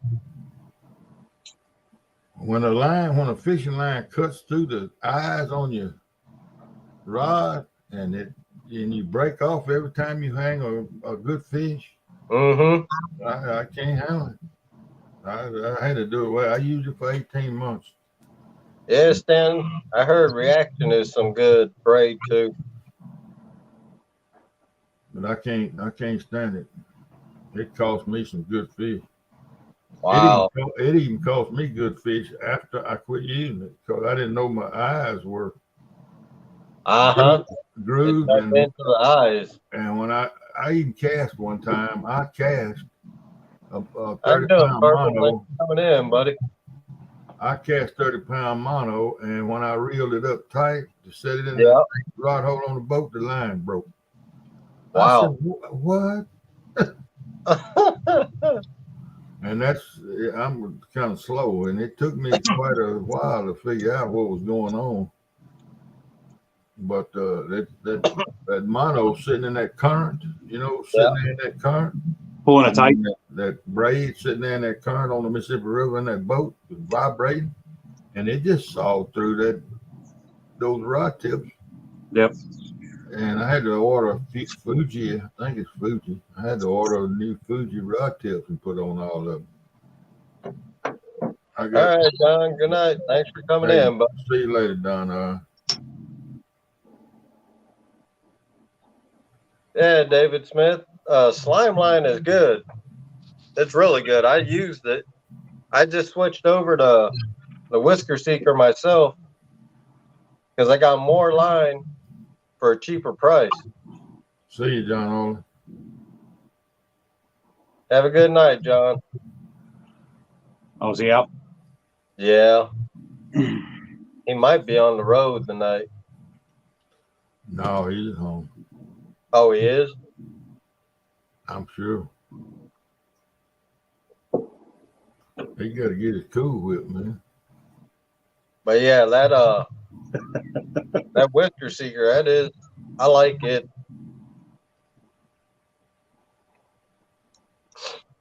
And it'll match your colors too. Black or orange. Need to restream all my stuff this year anyway. See, Whisker Seeker, if you order stuff from them, if it's $50, if it's over $50, that's free shipping. So I got the 30-pound test line, which has 2,030 yards on this spool, and I got one of their leaders, the Big Bertha, just to make it go over $50. So I got the free shipping. What leader did you get? It's called the Big Bertha. I can show you what it looks like. It's a nice nice little rig. I got it all set up, so when I get down, whenever I do use it, it's all set up. But there's the hook that comes with it. It's wire leader. Is that a 12-aught? You got the float. Hey, Carpin. And then I just put 30-pound test big game on here, the Trilene big game. That's in between the barrel swivel and your float. So that's how high it'll go up. You know how it works. No, keep explaining.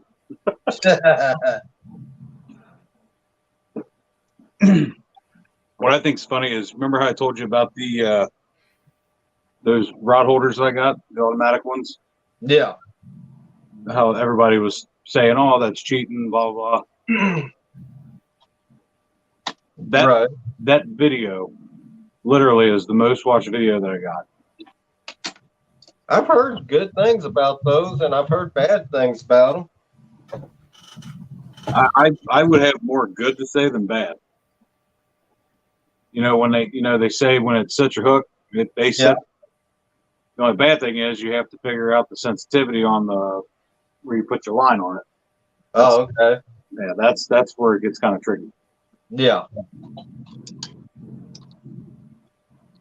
I do have at the end of this year, hopefully my back holds up, but I have 2 or 3 different places I'm going to and teaching classes now for the survival part.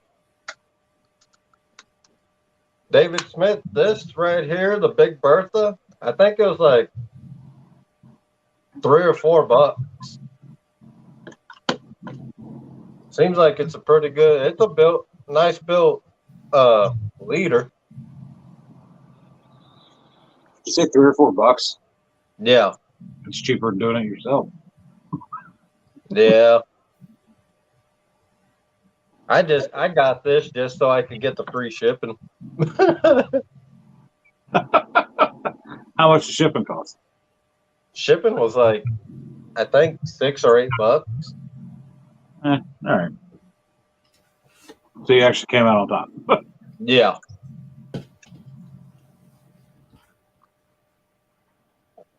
But yeah, I mean the Whisker Seeker line, man, it's orange, so at night you can really see it real good. The slime line is good line. I have nothing bad to say about it. It did good for me last year. Might actually switch it up this year and get something different.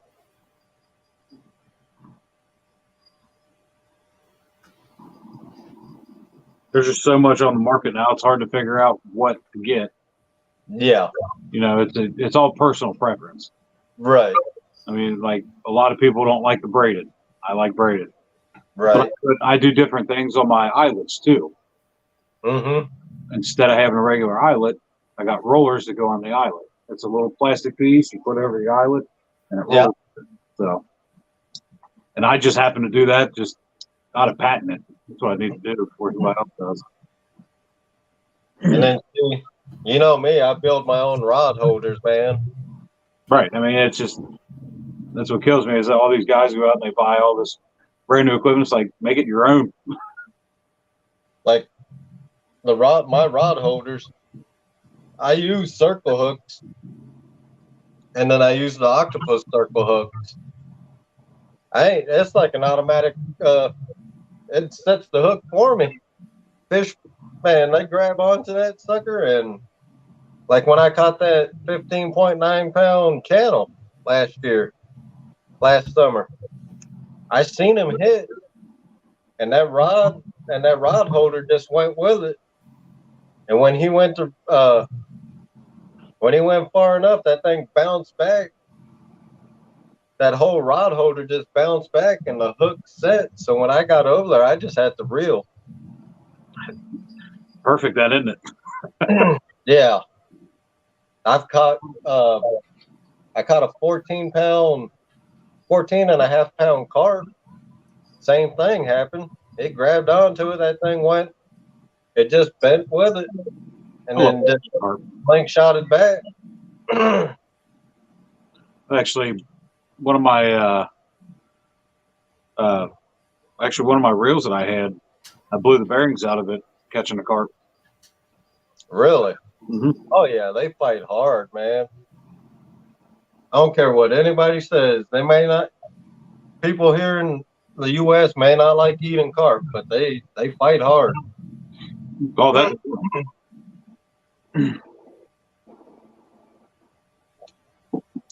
I mean, what?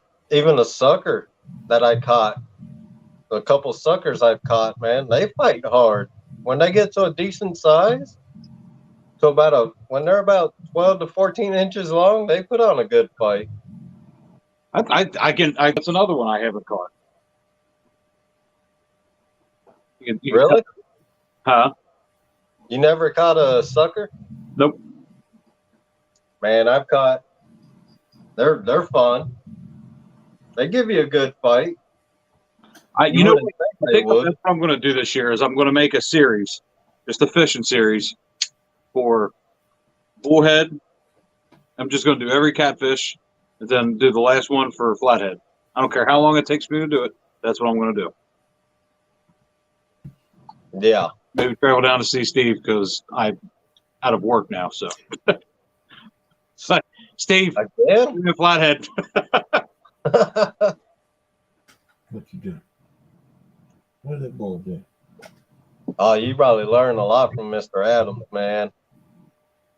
You ain't gonna learn nothing from me. I'm drinking moonshine, man.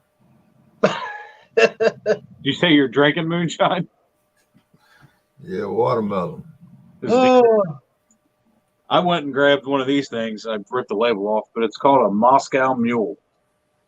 what But, the? Like Cayman Jack. My brother brought them over for the Super Bowl, and I was like, son of a bitch. Now I'm hooked on them. They're good.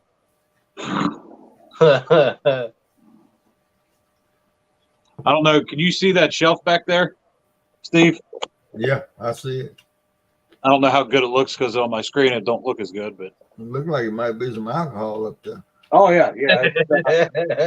Say that. I got a podcast of The Taste Is Right, and we do bourbon, beer, Oh, yeah. shit, wine. Oh yeah, yeah. That's Buffalo Trace, and then Big House has been my two favorites so far.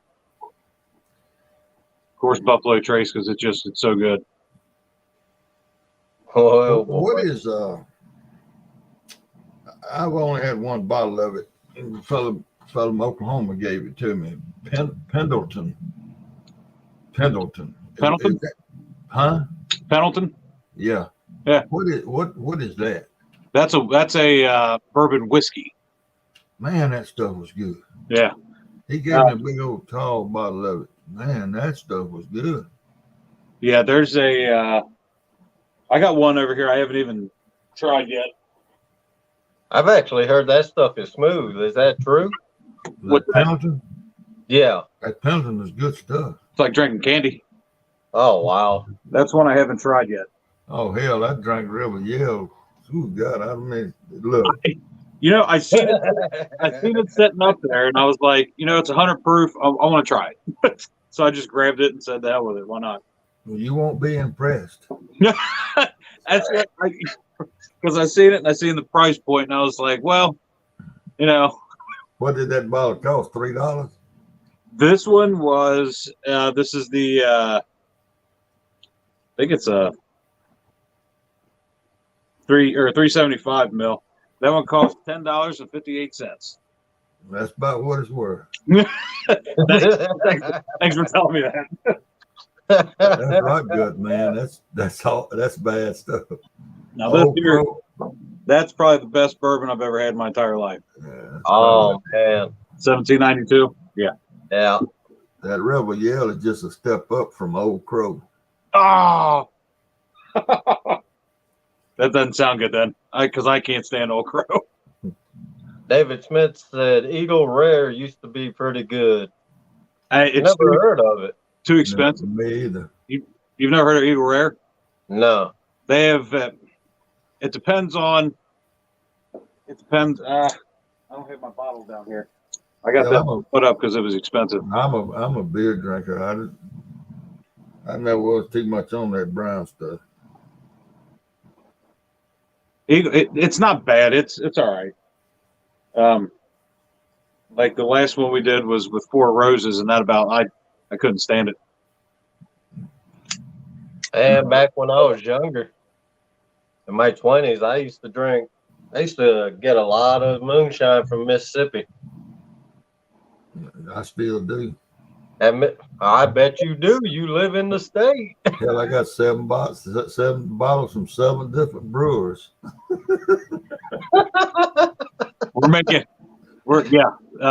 Anytime I run up on somebody that's got some and that'll help me get it, I always buy a quart.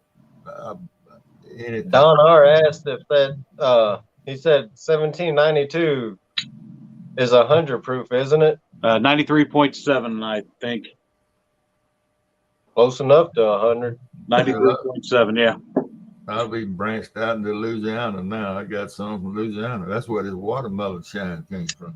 You need to get it from Tennessee, and I'm not talking smoky, whatever the hell it's called, Old Smoky. No, you're talking about the real stuff. No, I'm talking, yeah, That store bought, man, that store bought stuff is nasty. There ain't nothing to it. no. I don't have my.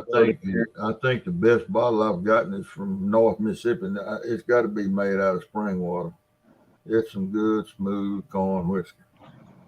I'll tell you this. You ready? Let me move this over real quick. This bottle right here. All right. If you tell me what they made it out of, I'll have to steal Lance. We're going to make a trip down there so you can take some. It's not whiskey. That's moonshine. That looked like rye. Nope. Anybody in the comments know? What do you mean, the ingredient that they fermented? Yep. Because when he told me, I about shit. It's good. It's good. And that's not the aging process. That's not caramel or anything, the coloring. No. That is, did anybody guess it yet? Oh, let me go. No, not yet. Not fruit, Don. So this bottle this is from Tennessee. The guy that I got that from, we call him Grandpa. You guys ever seen it's not sweet corn. It's called dry corn. It's a brown corn. Huh. It is the best tasting moonshine I've ever had in my entire life. What does it have that corn smell to it? Yes, it does. But you don't taste the corn. You can smell it. You can obviously tell it's a darker corn, but I mean it's dark. Yeah, that's some dark. It looks dark. And that was full before the Super Bowl. You might have to bring that bottle up here. I can arrange that. I can arrange that. I don't know how much fishing we get done with it, but it can be arranged. Oh, man, I made some good moonshine. Potatoes makes it clear. Yeah, have you ever had the potato moonshine? It's drank a lot of vodka though. I'm glad that's all it is. Yeah, honey. But yeah, I have to. I'll send you what it looks like from the stock because he buys it specially from overseas just to make that batch. It's pretty neat. Huh.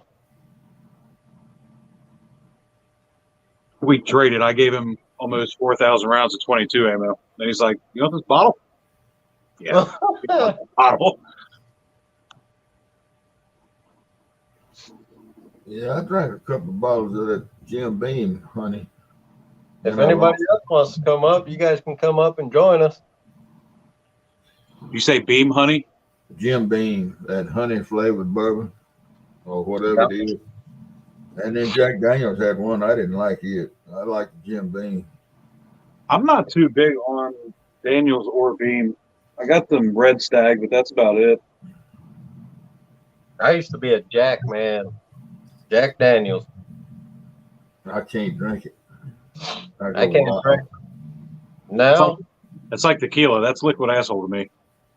Now I drink tequila. I drink tequila, but that damn Jack Daniels, when I open that bottle and throw that cap in the garbage, it's bad things to come. Oh man.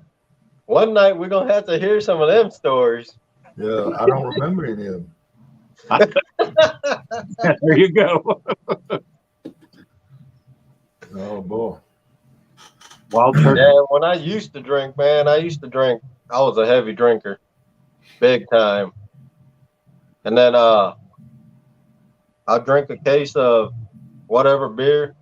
It was either Heineken or Budweiser. And then I'd down it with a bottle of Palmer Sun.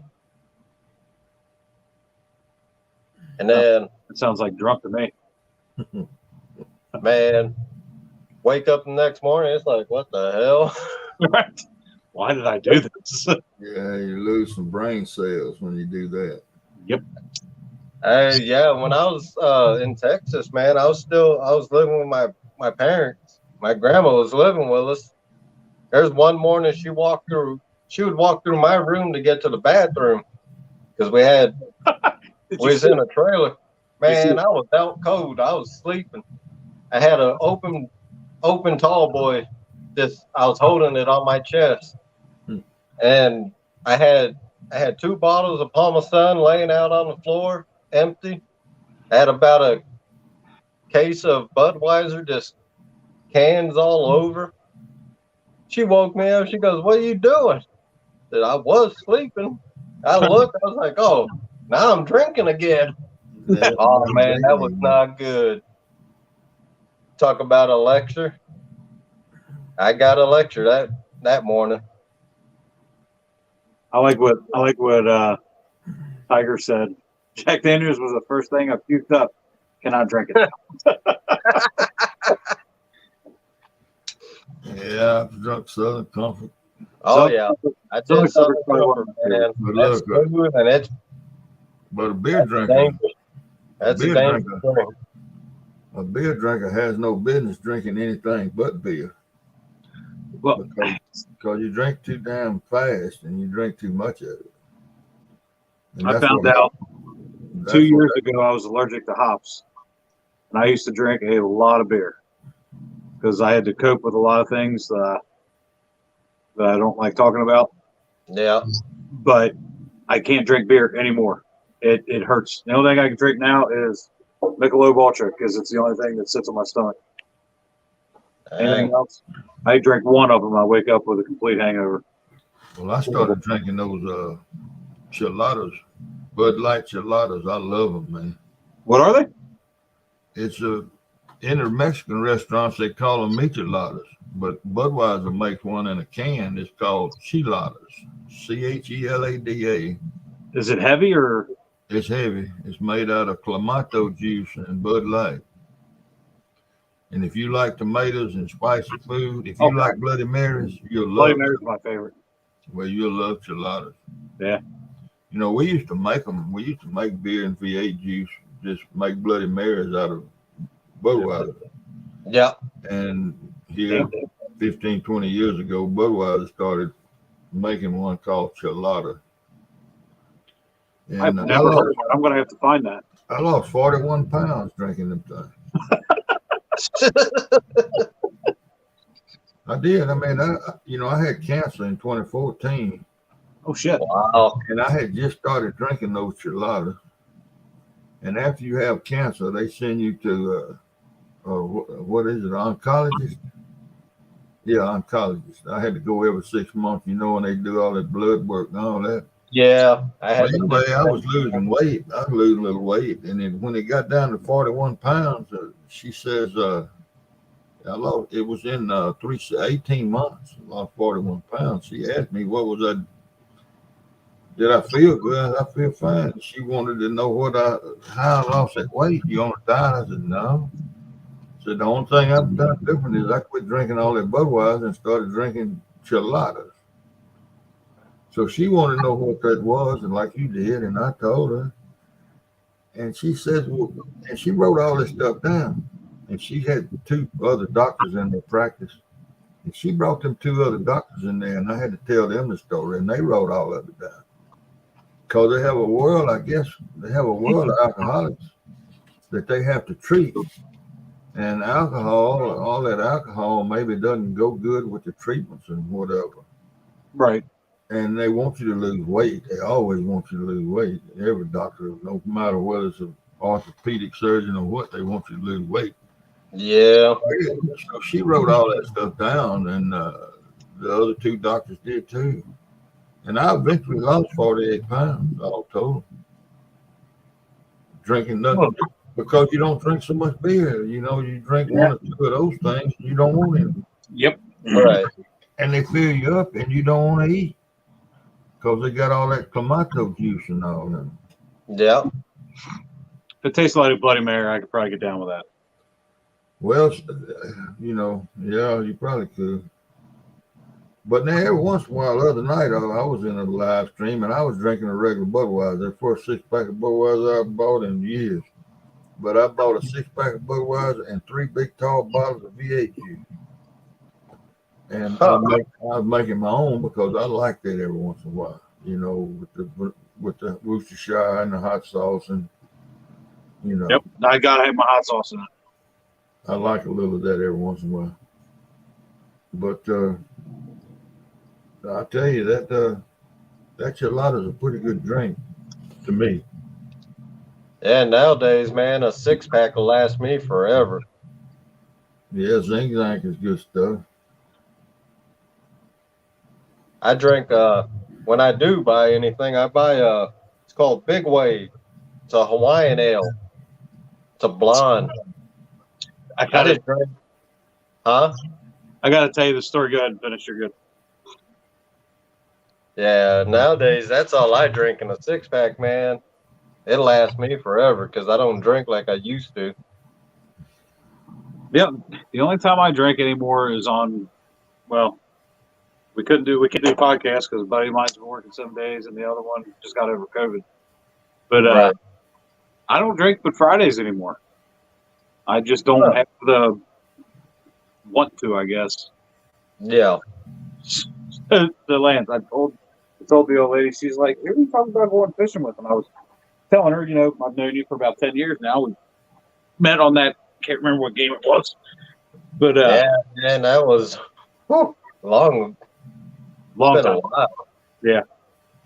And she's like, well, where's he at? I said, well, he's from Hawaii. And she kind of looked at me all funny. She's like, where's he live now? I said, Wisconsin. She goes, you fucking idiot. Pardon my language. I was like, he likes it up there. She's like, well, I like the island. Which one would you do? I said, probably Wisconsin. I mean, I'm a ginger. What do you think? I did take R&R and I was in Hawaii for R&R. I remember telling you that story. But when I first got back, I took R&R to Hawaii. It was beautiful. Just expensive and hot. Yep. Man, Texas it's so tiger eating the worm, y'all. Huh? Texas tiger eating the worm. Oh, no.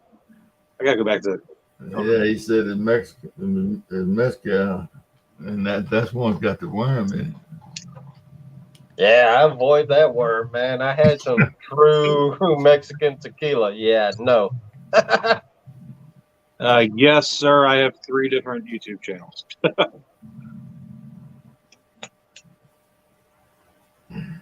Man, I did.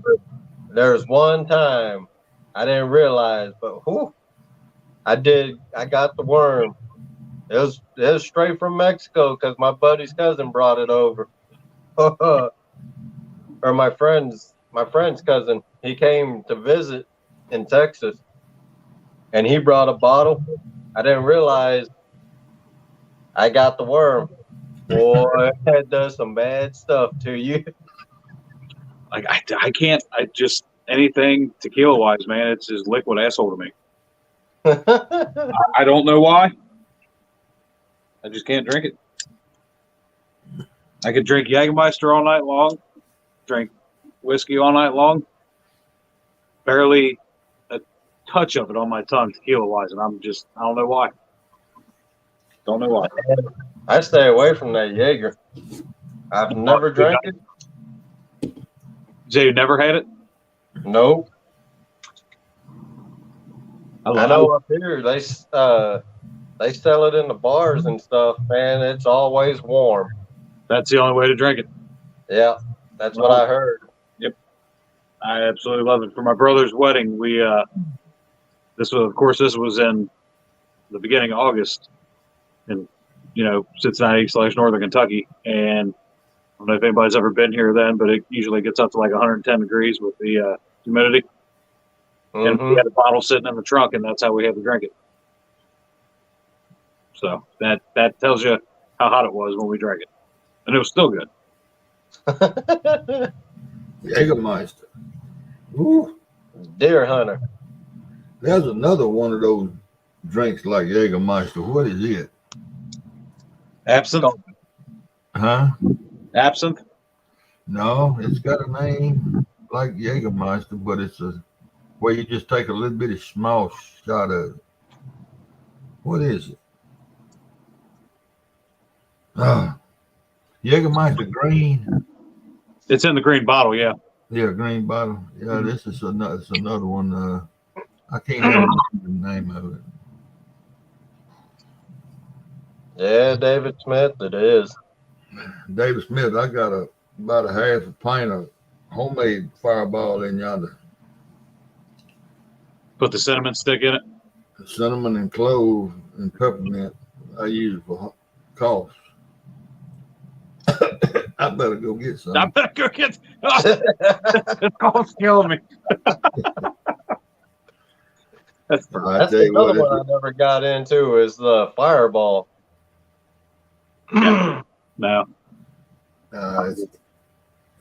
Nowadays, man, I drink.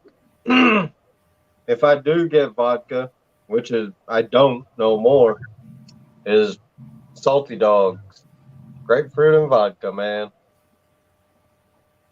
Yep, I like them too. My daddy used to drink that when he drank, which was during the holidays. But other than that, I don't drink nothing else. And I can drink. Sad thing is, I ain't drank vodka in a long time now. I can sit down and drink that with grapefruit juice and not get a buzz. I Well, you can clean all that alcohol out of your system. Yeah. It's Goldschlager. That might be what it is. Goldschlager? Remember, I had a snort of it one time. Somebody ordered a round of it. But that Jägermeister, that's pretty tough stuff. I love it. Man, it's got them gold flakes. That Goldschlager is good. That's another one I won't never touch again because I don't remember the weekend.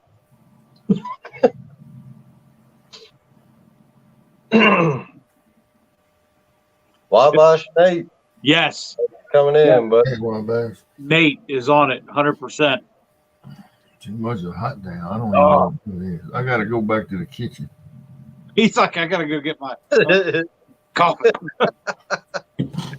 Yes, Nate hit it right on the head. And that's exactly why I cannot stand Fireball.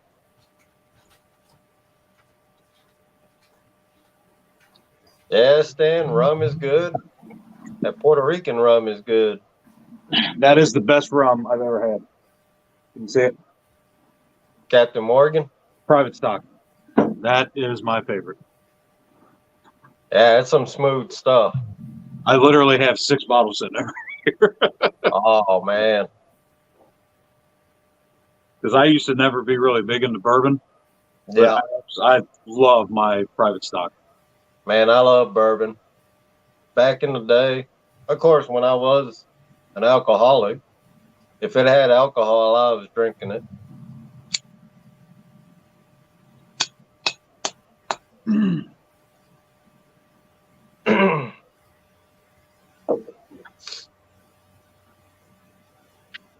But yeah, man. He go get his cough medicine. Yeah. And he went to the kitchen. That's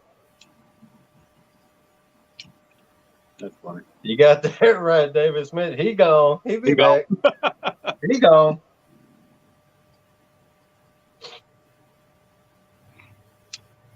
It's actually pretty cool. I've never been on the YouTube doing that or doing this. I've done it on Instagram and Facebook. Oh yeah. Yep. I didn't know you could do it on YouTube. Yeah, you do. You don't even for StreamYard, man. It's a browser. Yeah. You don't even you don't download no apps. It's just a straight browser. You set up your account. Like what I got when Black Friday sales was going on. Yeah. StreamYard had, because I was doing the free version. Well, StreamYard during the Black Friday, I got the notice. It said $10 essential plan, $10 a month. So I jumped on that because you can do everything that the expensive, the higher packages can do. I can have 10 people up here. I can run the banner going across like it is now. I ain't got the big duck head. I can put my Hawaiian fisherman up. It's up there. Yep.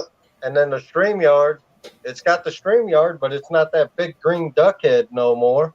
And I only pay $10 a month. Oh, that's not bad. Yeah, but you I gotta. think it's $10 a month. Yeah, but you got a one that was a sale they had on. It's not available anymore. Nope, it's not. No. And it's unlimited. It's unlimited streaming. You can post broadcast to 3 different platforms if you wanted. So yeah, I jumped on that because I knew I planned on going live a lot this coming spring. And of course this winter, man, I went my longest live while I was fishing was almost 8 hours. So yeah, it's a good deal. StreamYard's good to use. And even if you do the free version, you get 20 hours to use a month. That's what I use. I don't pay for it. I use that 20 hours, and when it's over with, it's over with. 20 hours really ain't that bad either, unless you're doing a complete like overnight. Yeah. Well, I use mine usually run about 6 hours, 4 to 6 hours, and it don't last long. Not as long as you think it would. Oh yeah, Purple Passion, David Smith. Y'all talking about those? We were talking about Bloody Marys and Chiladas and all that. There's a place in New Orleans, and I never can remember the name of it, but it's off of Bourbon Street. It's in the French Quarter. But they serve a big, gigantic, wonderful, great breakfast. Lacosta's? No, it's something like it's got the girl's name in it. Yeah, Lacosta's down there is probably my favorite place to eat. But their breakfast, it's a breakfast place where they pile it on, and their Bloody Mary is they sell a Bloody Mary mix too. I bought several bottles of it and I can't remember the name of it. But when you go in there and eat breakfast, and you order Bloody Mary. If you order breakfast and drink a Bloody Mary, when you get ready to leave, they give you a Bloody Mary to go. Oh yeah, and they give it to you. that's what I'm talking about. Oh, they just give it to you? Yeah. Oh come on, Dan. Bourbon is good. Yeah, they give you a bloody. If you want it, they give you one to go with a big old Dixie cup. Oh yeah, I need to go to that. Like I said, if I had the two, my favorite would be I love my Crown Apple and cranberry juice. That's up top. That's like the best, and then a Bloody Mary. That's the two. Well, it's on the riverside of Bourbon. No, it's definitely not Lacosta's then. No, I know where Lacosta's is. It's on the Bourbons. It's on the riverside of Bourbon, and I can't remember the name of it. But we always go there and eat breakfast. But I can never been able to remember the name of the damn place. I remember one year, man, I worked in Louisiana for like 2.5 years.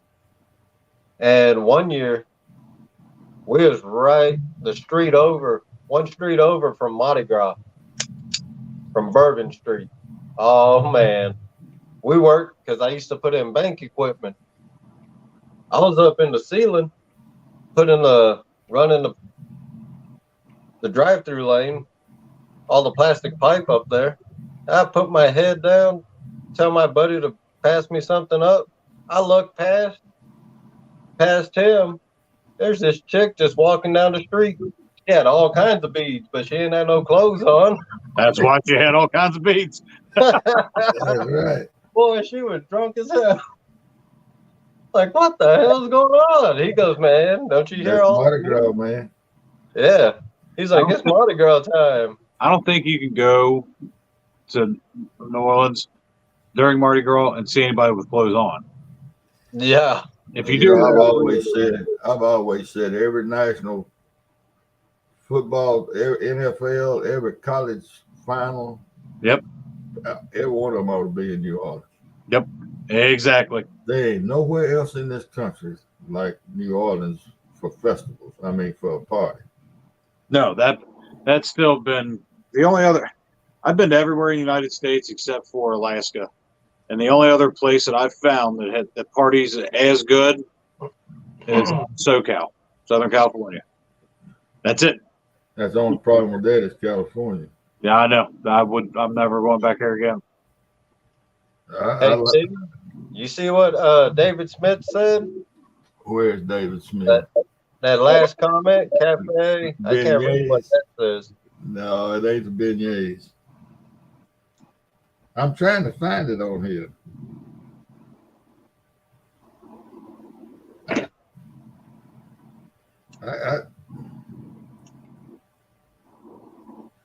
I cannot. I never carry it. And they make That's the whole point of Mardi Gras. Huh? Yeah. Yeah, I heard they started cracking down, man. It's not like it used to be.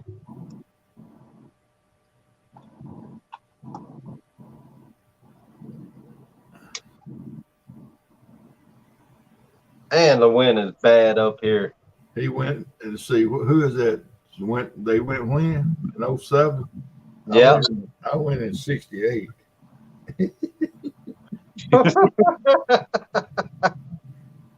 Oh, there's that. But that's the only time I've ever been to Mardi Gras. All right, Don R. Thanks for coming in, buddy. Have a I've been good to night. New Orleans a bunch of times. Only Mardi Gras once. Too many damn folks down there for me during Mardi Gras. Yeah, that's the only reason I couldn't go back now. Way too crowded. Oh, I love the city of New Orleans, man, but when it's Mardi Gras time, we always made sure when we was working, we was out of New Orleans. Just not really big into that anymore. Nope. Shoot, man, I love music. I love that live music down there. And Oh, yeah, that's Zydeco, man. And the food, man, I just can't get enough of the food. I love Zydeco music.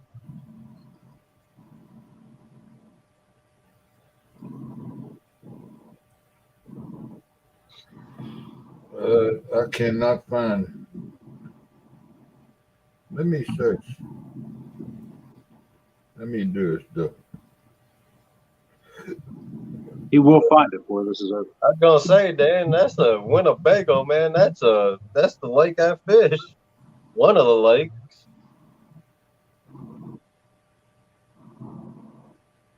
Lacrosse. That's about 3-4 hours, I think, from me, Stan. I actually want to go up there because that's some good catfishing up in that area.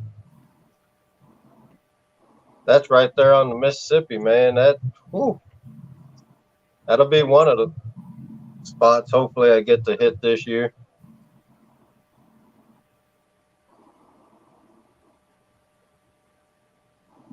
All right, Dan. Thanks for coming in, buddy. He does a lot of woodworking and stuff. Nice. And he does metal work too. He works with metal.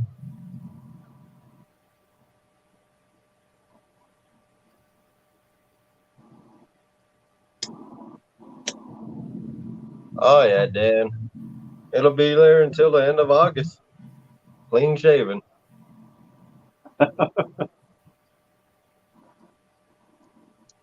It's too hot for me, man. When it warms up, it just gets way too hot. Yeah, I'll trim mine. I'm not shaving it. If I shave it, I look like a baby. You should have seen. I walked into work this morning, man. First coworker I seen. He was like, "Man, you lose a fight with a razor?" I said, "Yeah, kinda." He goes, "You look like you're 12 years old." I was like, "Yeah." Yeah, I know. Dan, I'm right there with you, but I haven't eaten dinner yet either. Daisy Dukes. That's the name of the place. Ah, I knew it. I knew he'd find it.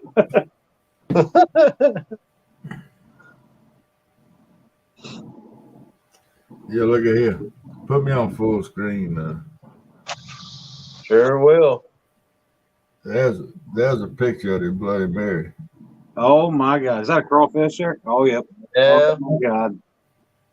and that looks good. Yes, please. Yeah, Don't stop until I fall. Keep on bringing them. Yeah, the wife and I were headed down there, and a farmer friend said, asked us, were we going to the French Quarter? I said, that's where we're going. And he said, well, find a place called Daisy Dukes and bring me a couple of bottles of Bloody Mary mix. And I said, all right. So we did, and I did, and we did it early in the morning one morning. Caught one of them bicycle taxis, you know, and got in there, and that's where I found out about the get one to go. Dan, you might want to referencing there, and anyway, I brought him 2 bottles get of you a router, man, for woodworking. and then I started every time we'd go down there, I'd bring some home. They got a really, really good mix that they sell in the bottle. And I want a Bloody Mary. And I don't have anything. Yeah, zebra wood ain't cheap, Dan. I've worked with it a couple times. I ain't never had to buy it, but I've worked with it. That's some hard wood. Yeah, But you get you a router with a table where you can set that router in, be a lot better than that belt sander.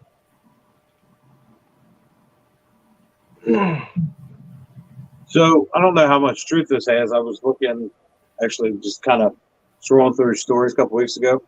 Mm-hmm. So I'm guessing bull sharks are starting to get up to the Great Lakes now.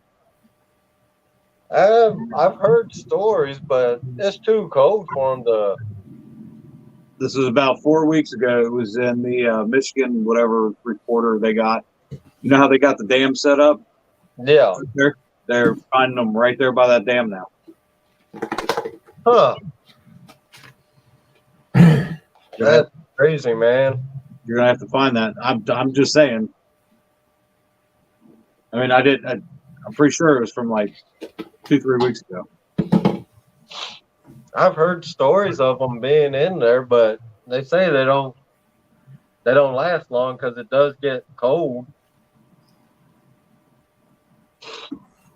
I've heard stories of them being in people saying they've seen them in like Chicago area.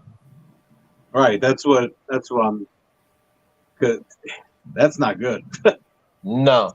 Nowhere near good. That's why everybody's scared of the great white, man, but you better be scared of a bull shark more because they can get in the fresh water and live.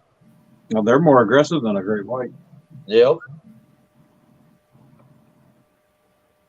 I mean, they've even spotted, I've seen it years ago. They tracked a female great white because great whites need that cold water, they said.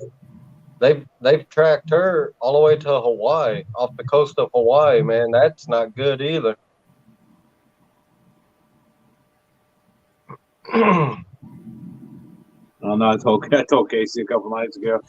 I was like, you know what's happening? Just the end of time. Just get ready for it. He's like, you're stupid. I know.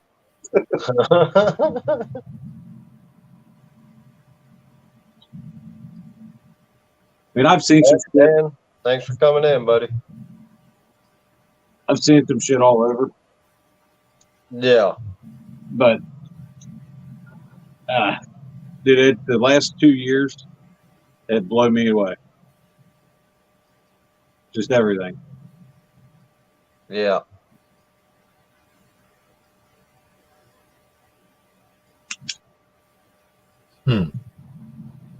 Yeah, and I'm afraid these next 2 years are going to be worse than the last 2. We'll We'll see. Mm-hmm.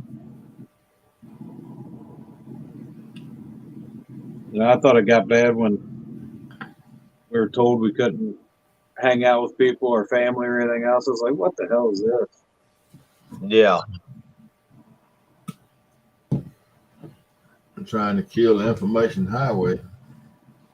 Yeah. Just like all the shit they're doing with Joe Rogan now. They're trying to shut Joe Rogan down.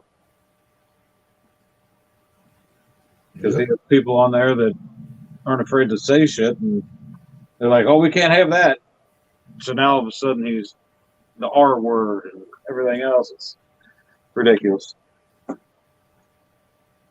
Wow, Carson, that's crazy. A local fisherman got eaten by a great white. Yeah, he was talking about that last night. They got video. They got videos of it. Where's he at? Australia. Oh, shit. Yeah. Yeah. They got some massive great whites there, too. Literally, that whole island is trying to kill you from the time you wake up to the time, even when you're sleeping. That's what that island does. I've been to Ocean Springs several times, David. I never fished down there. I carried a baseball team down there one time, played baseball for a week, but I didn't have a chance to go surf fishing. Something else I've never done. I've never fished in the ocean either. We'll make a bucket list. Man, surf fishing is fun. I love it. Did they pay him $100 million to leave Spotify, or was it $200 million? Because I thought that they just gave him $200 million to keep him because he was going to leave. Can you imagine that? Lance, there's $200 million. We don't want you to go nowhere. Just stick around. Man, that's crazy.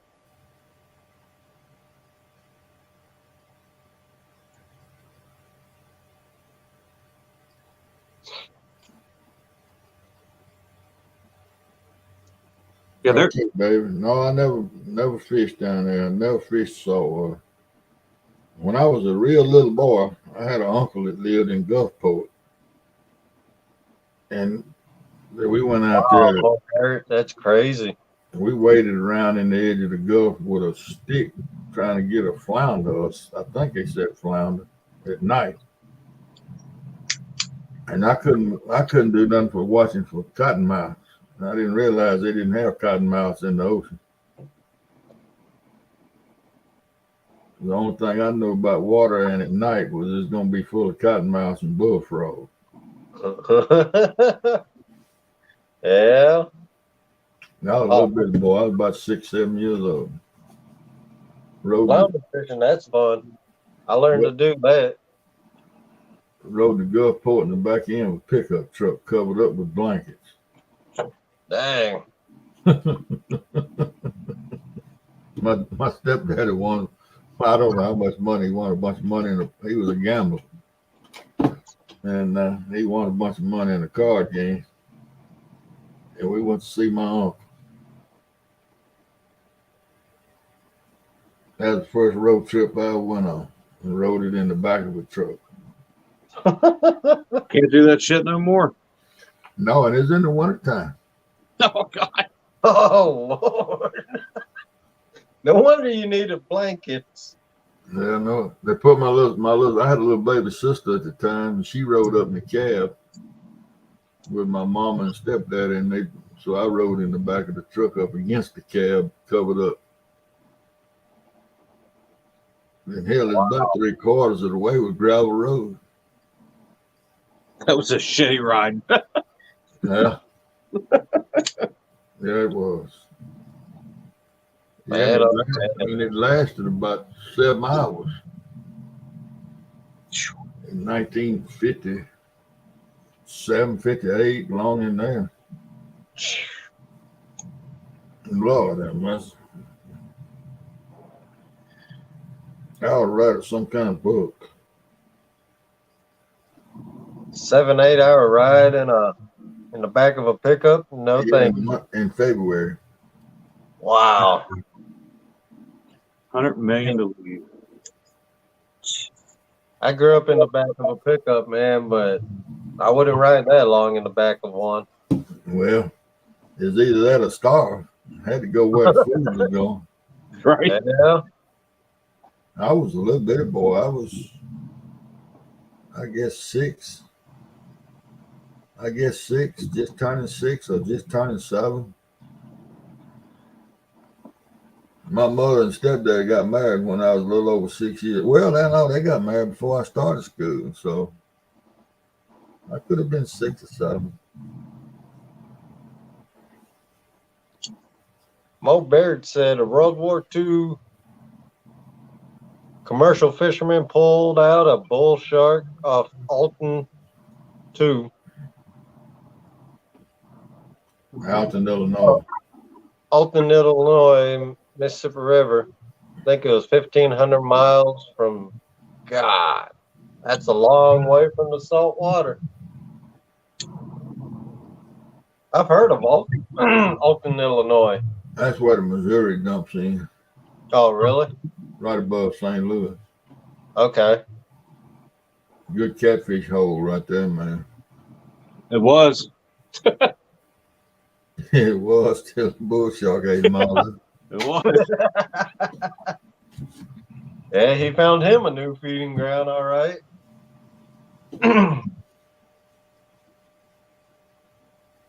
That's crazy. You imagine hooking into one of them big bastards? And that's what I think. That's where he fishes more. But Elton lives way across Illinois. It's a 3 or 4 hour drive for him to get to Alton. But he fishes there a lot. That's a channel you want to follow, Ty, if you ain't got him. Epic Catfishing. Epic. Yep. Epic Catfishing. If you want to see some big cats, big blues, that's the channel to watch. And they fish some crazy waters.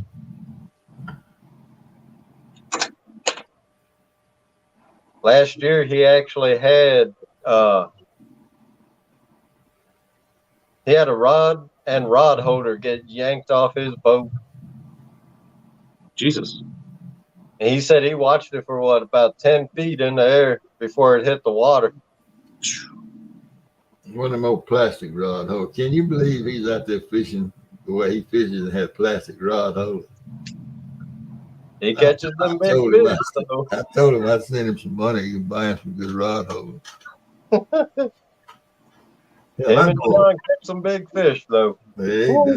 I know several folks down here that had that happen to them with them old plastic. You know them rod holders you pull up and turn them, they adjust all different. Yeah. Yep. I never seen it happen, but I know two other guys that have lost them and the rods and everything. Man, them blues when they hit like a ton of bricks. Yep. When you get a 60, 70, 80 pound fish, man, it's not, especially when he said them rod holders were what, 12, 14 years old, you know, that old plastic. Oh, dry. That old plastic was crystallized and old, missing out in the sun. Yeah. He ought to know better than that. That boy. that man right there, though, you want to learn some catfishing, get some good tips, that's the man to listen to, though. He knows about it now. Yeah.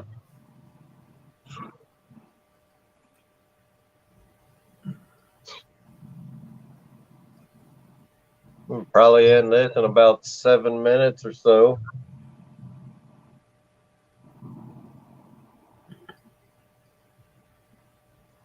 David Smith said, when I was in Ocean Springs, I talked to an old guy and he told me about the Dixie Mafia. I was amazed at what he told me, and he said to read the book Mississippi Mud. Ooh. Yep. Mississippi Gulf Coast and the northeast corner of Mississippi was mafia controlled. Yeah, that's what I heard. Well, they made a movie about the northeast corner of Mississippi. They made, matter of fact, I think they made 3 movies about it. All them Walking Tall Oh, movies. man, that sucks. All those Walking Tall movies are about Buford Pusser. That's all up there in North. Hell, I met Buford Pusser when I was in college. Stan, that probably made you sick.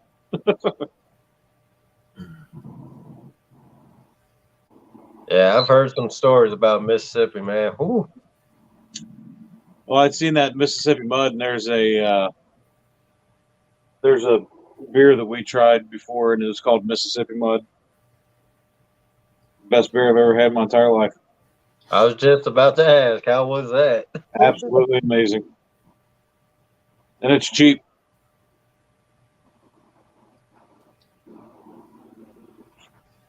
David Smith, if you ever watch the movie Walking Tall, the first one, they killed a fella in that movie in his front door, and his name was Towhead White.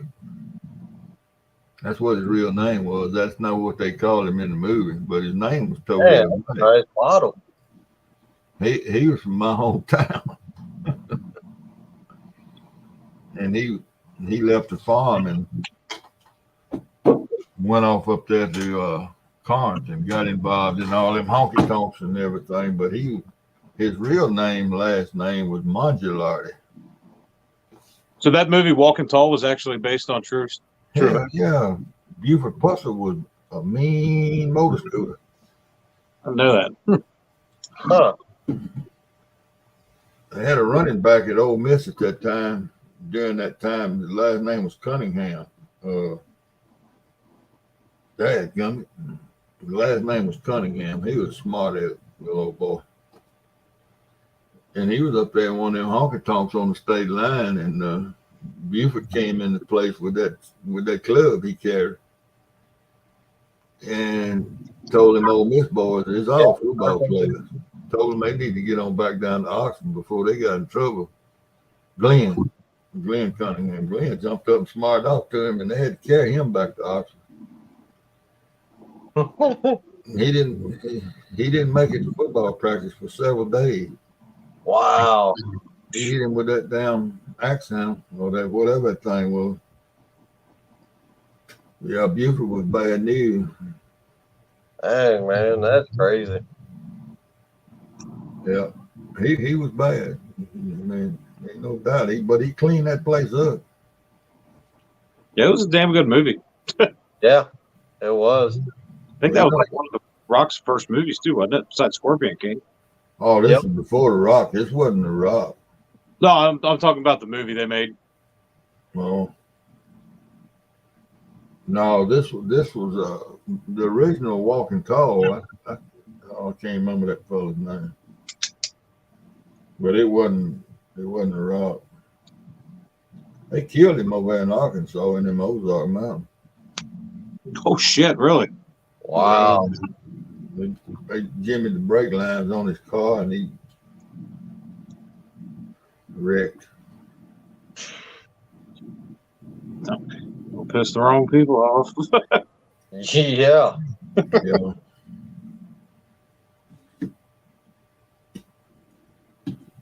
Towhead White. All right, Lance, I'm going to call it a night, brother. All right, man. Thanks for coming up. I appreciate you guys letting me join in. Yeah. All right, Redbeard. See you later, man. All right, Mr. Adams. I'll see you, Lance. All right. Have a good night, brother. Yeah. About to call it too. All right. Let me get out of here. All right, Mr. Adams. Thanks for coming up. Yeah, thank you for having me. I'll see y'all later. All right. Have a good night. Well, everybody, thanks for coming in. It was a good live. Glad having everybody in. We'll probably do it again tomorrow night. Maybe tomorrow evening. I don't know yet. You'll see me go live. Have a good night, everybody.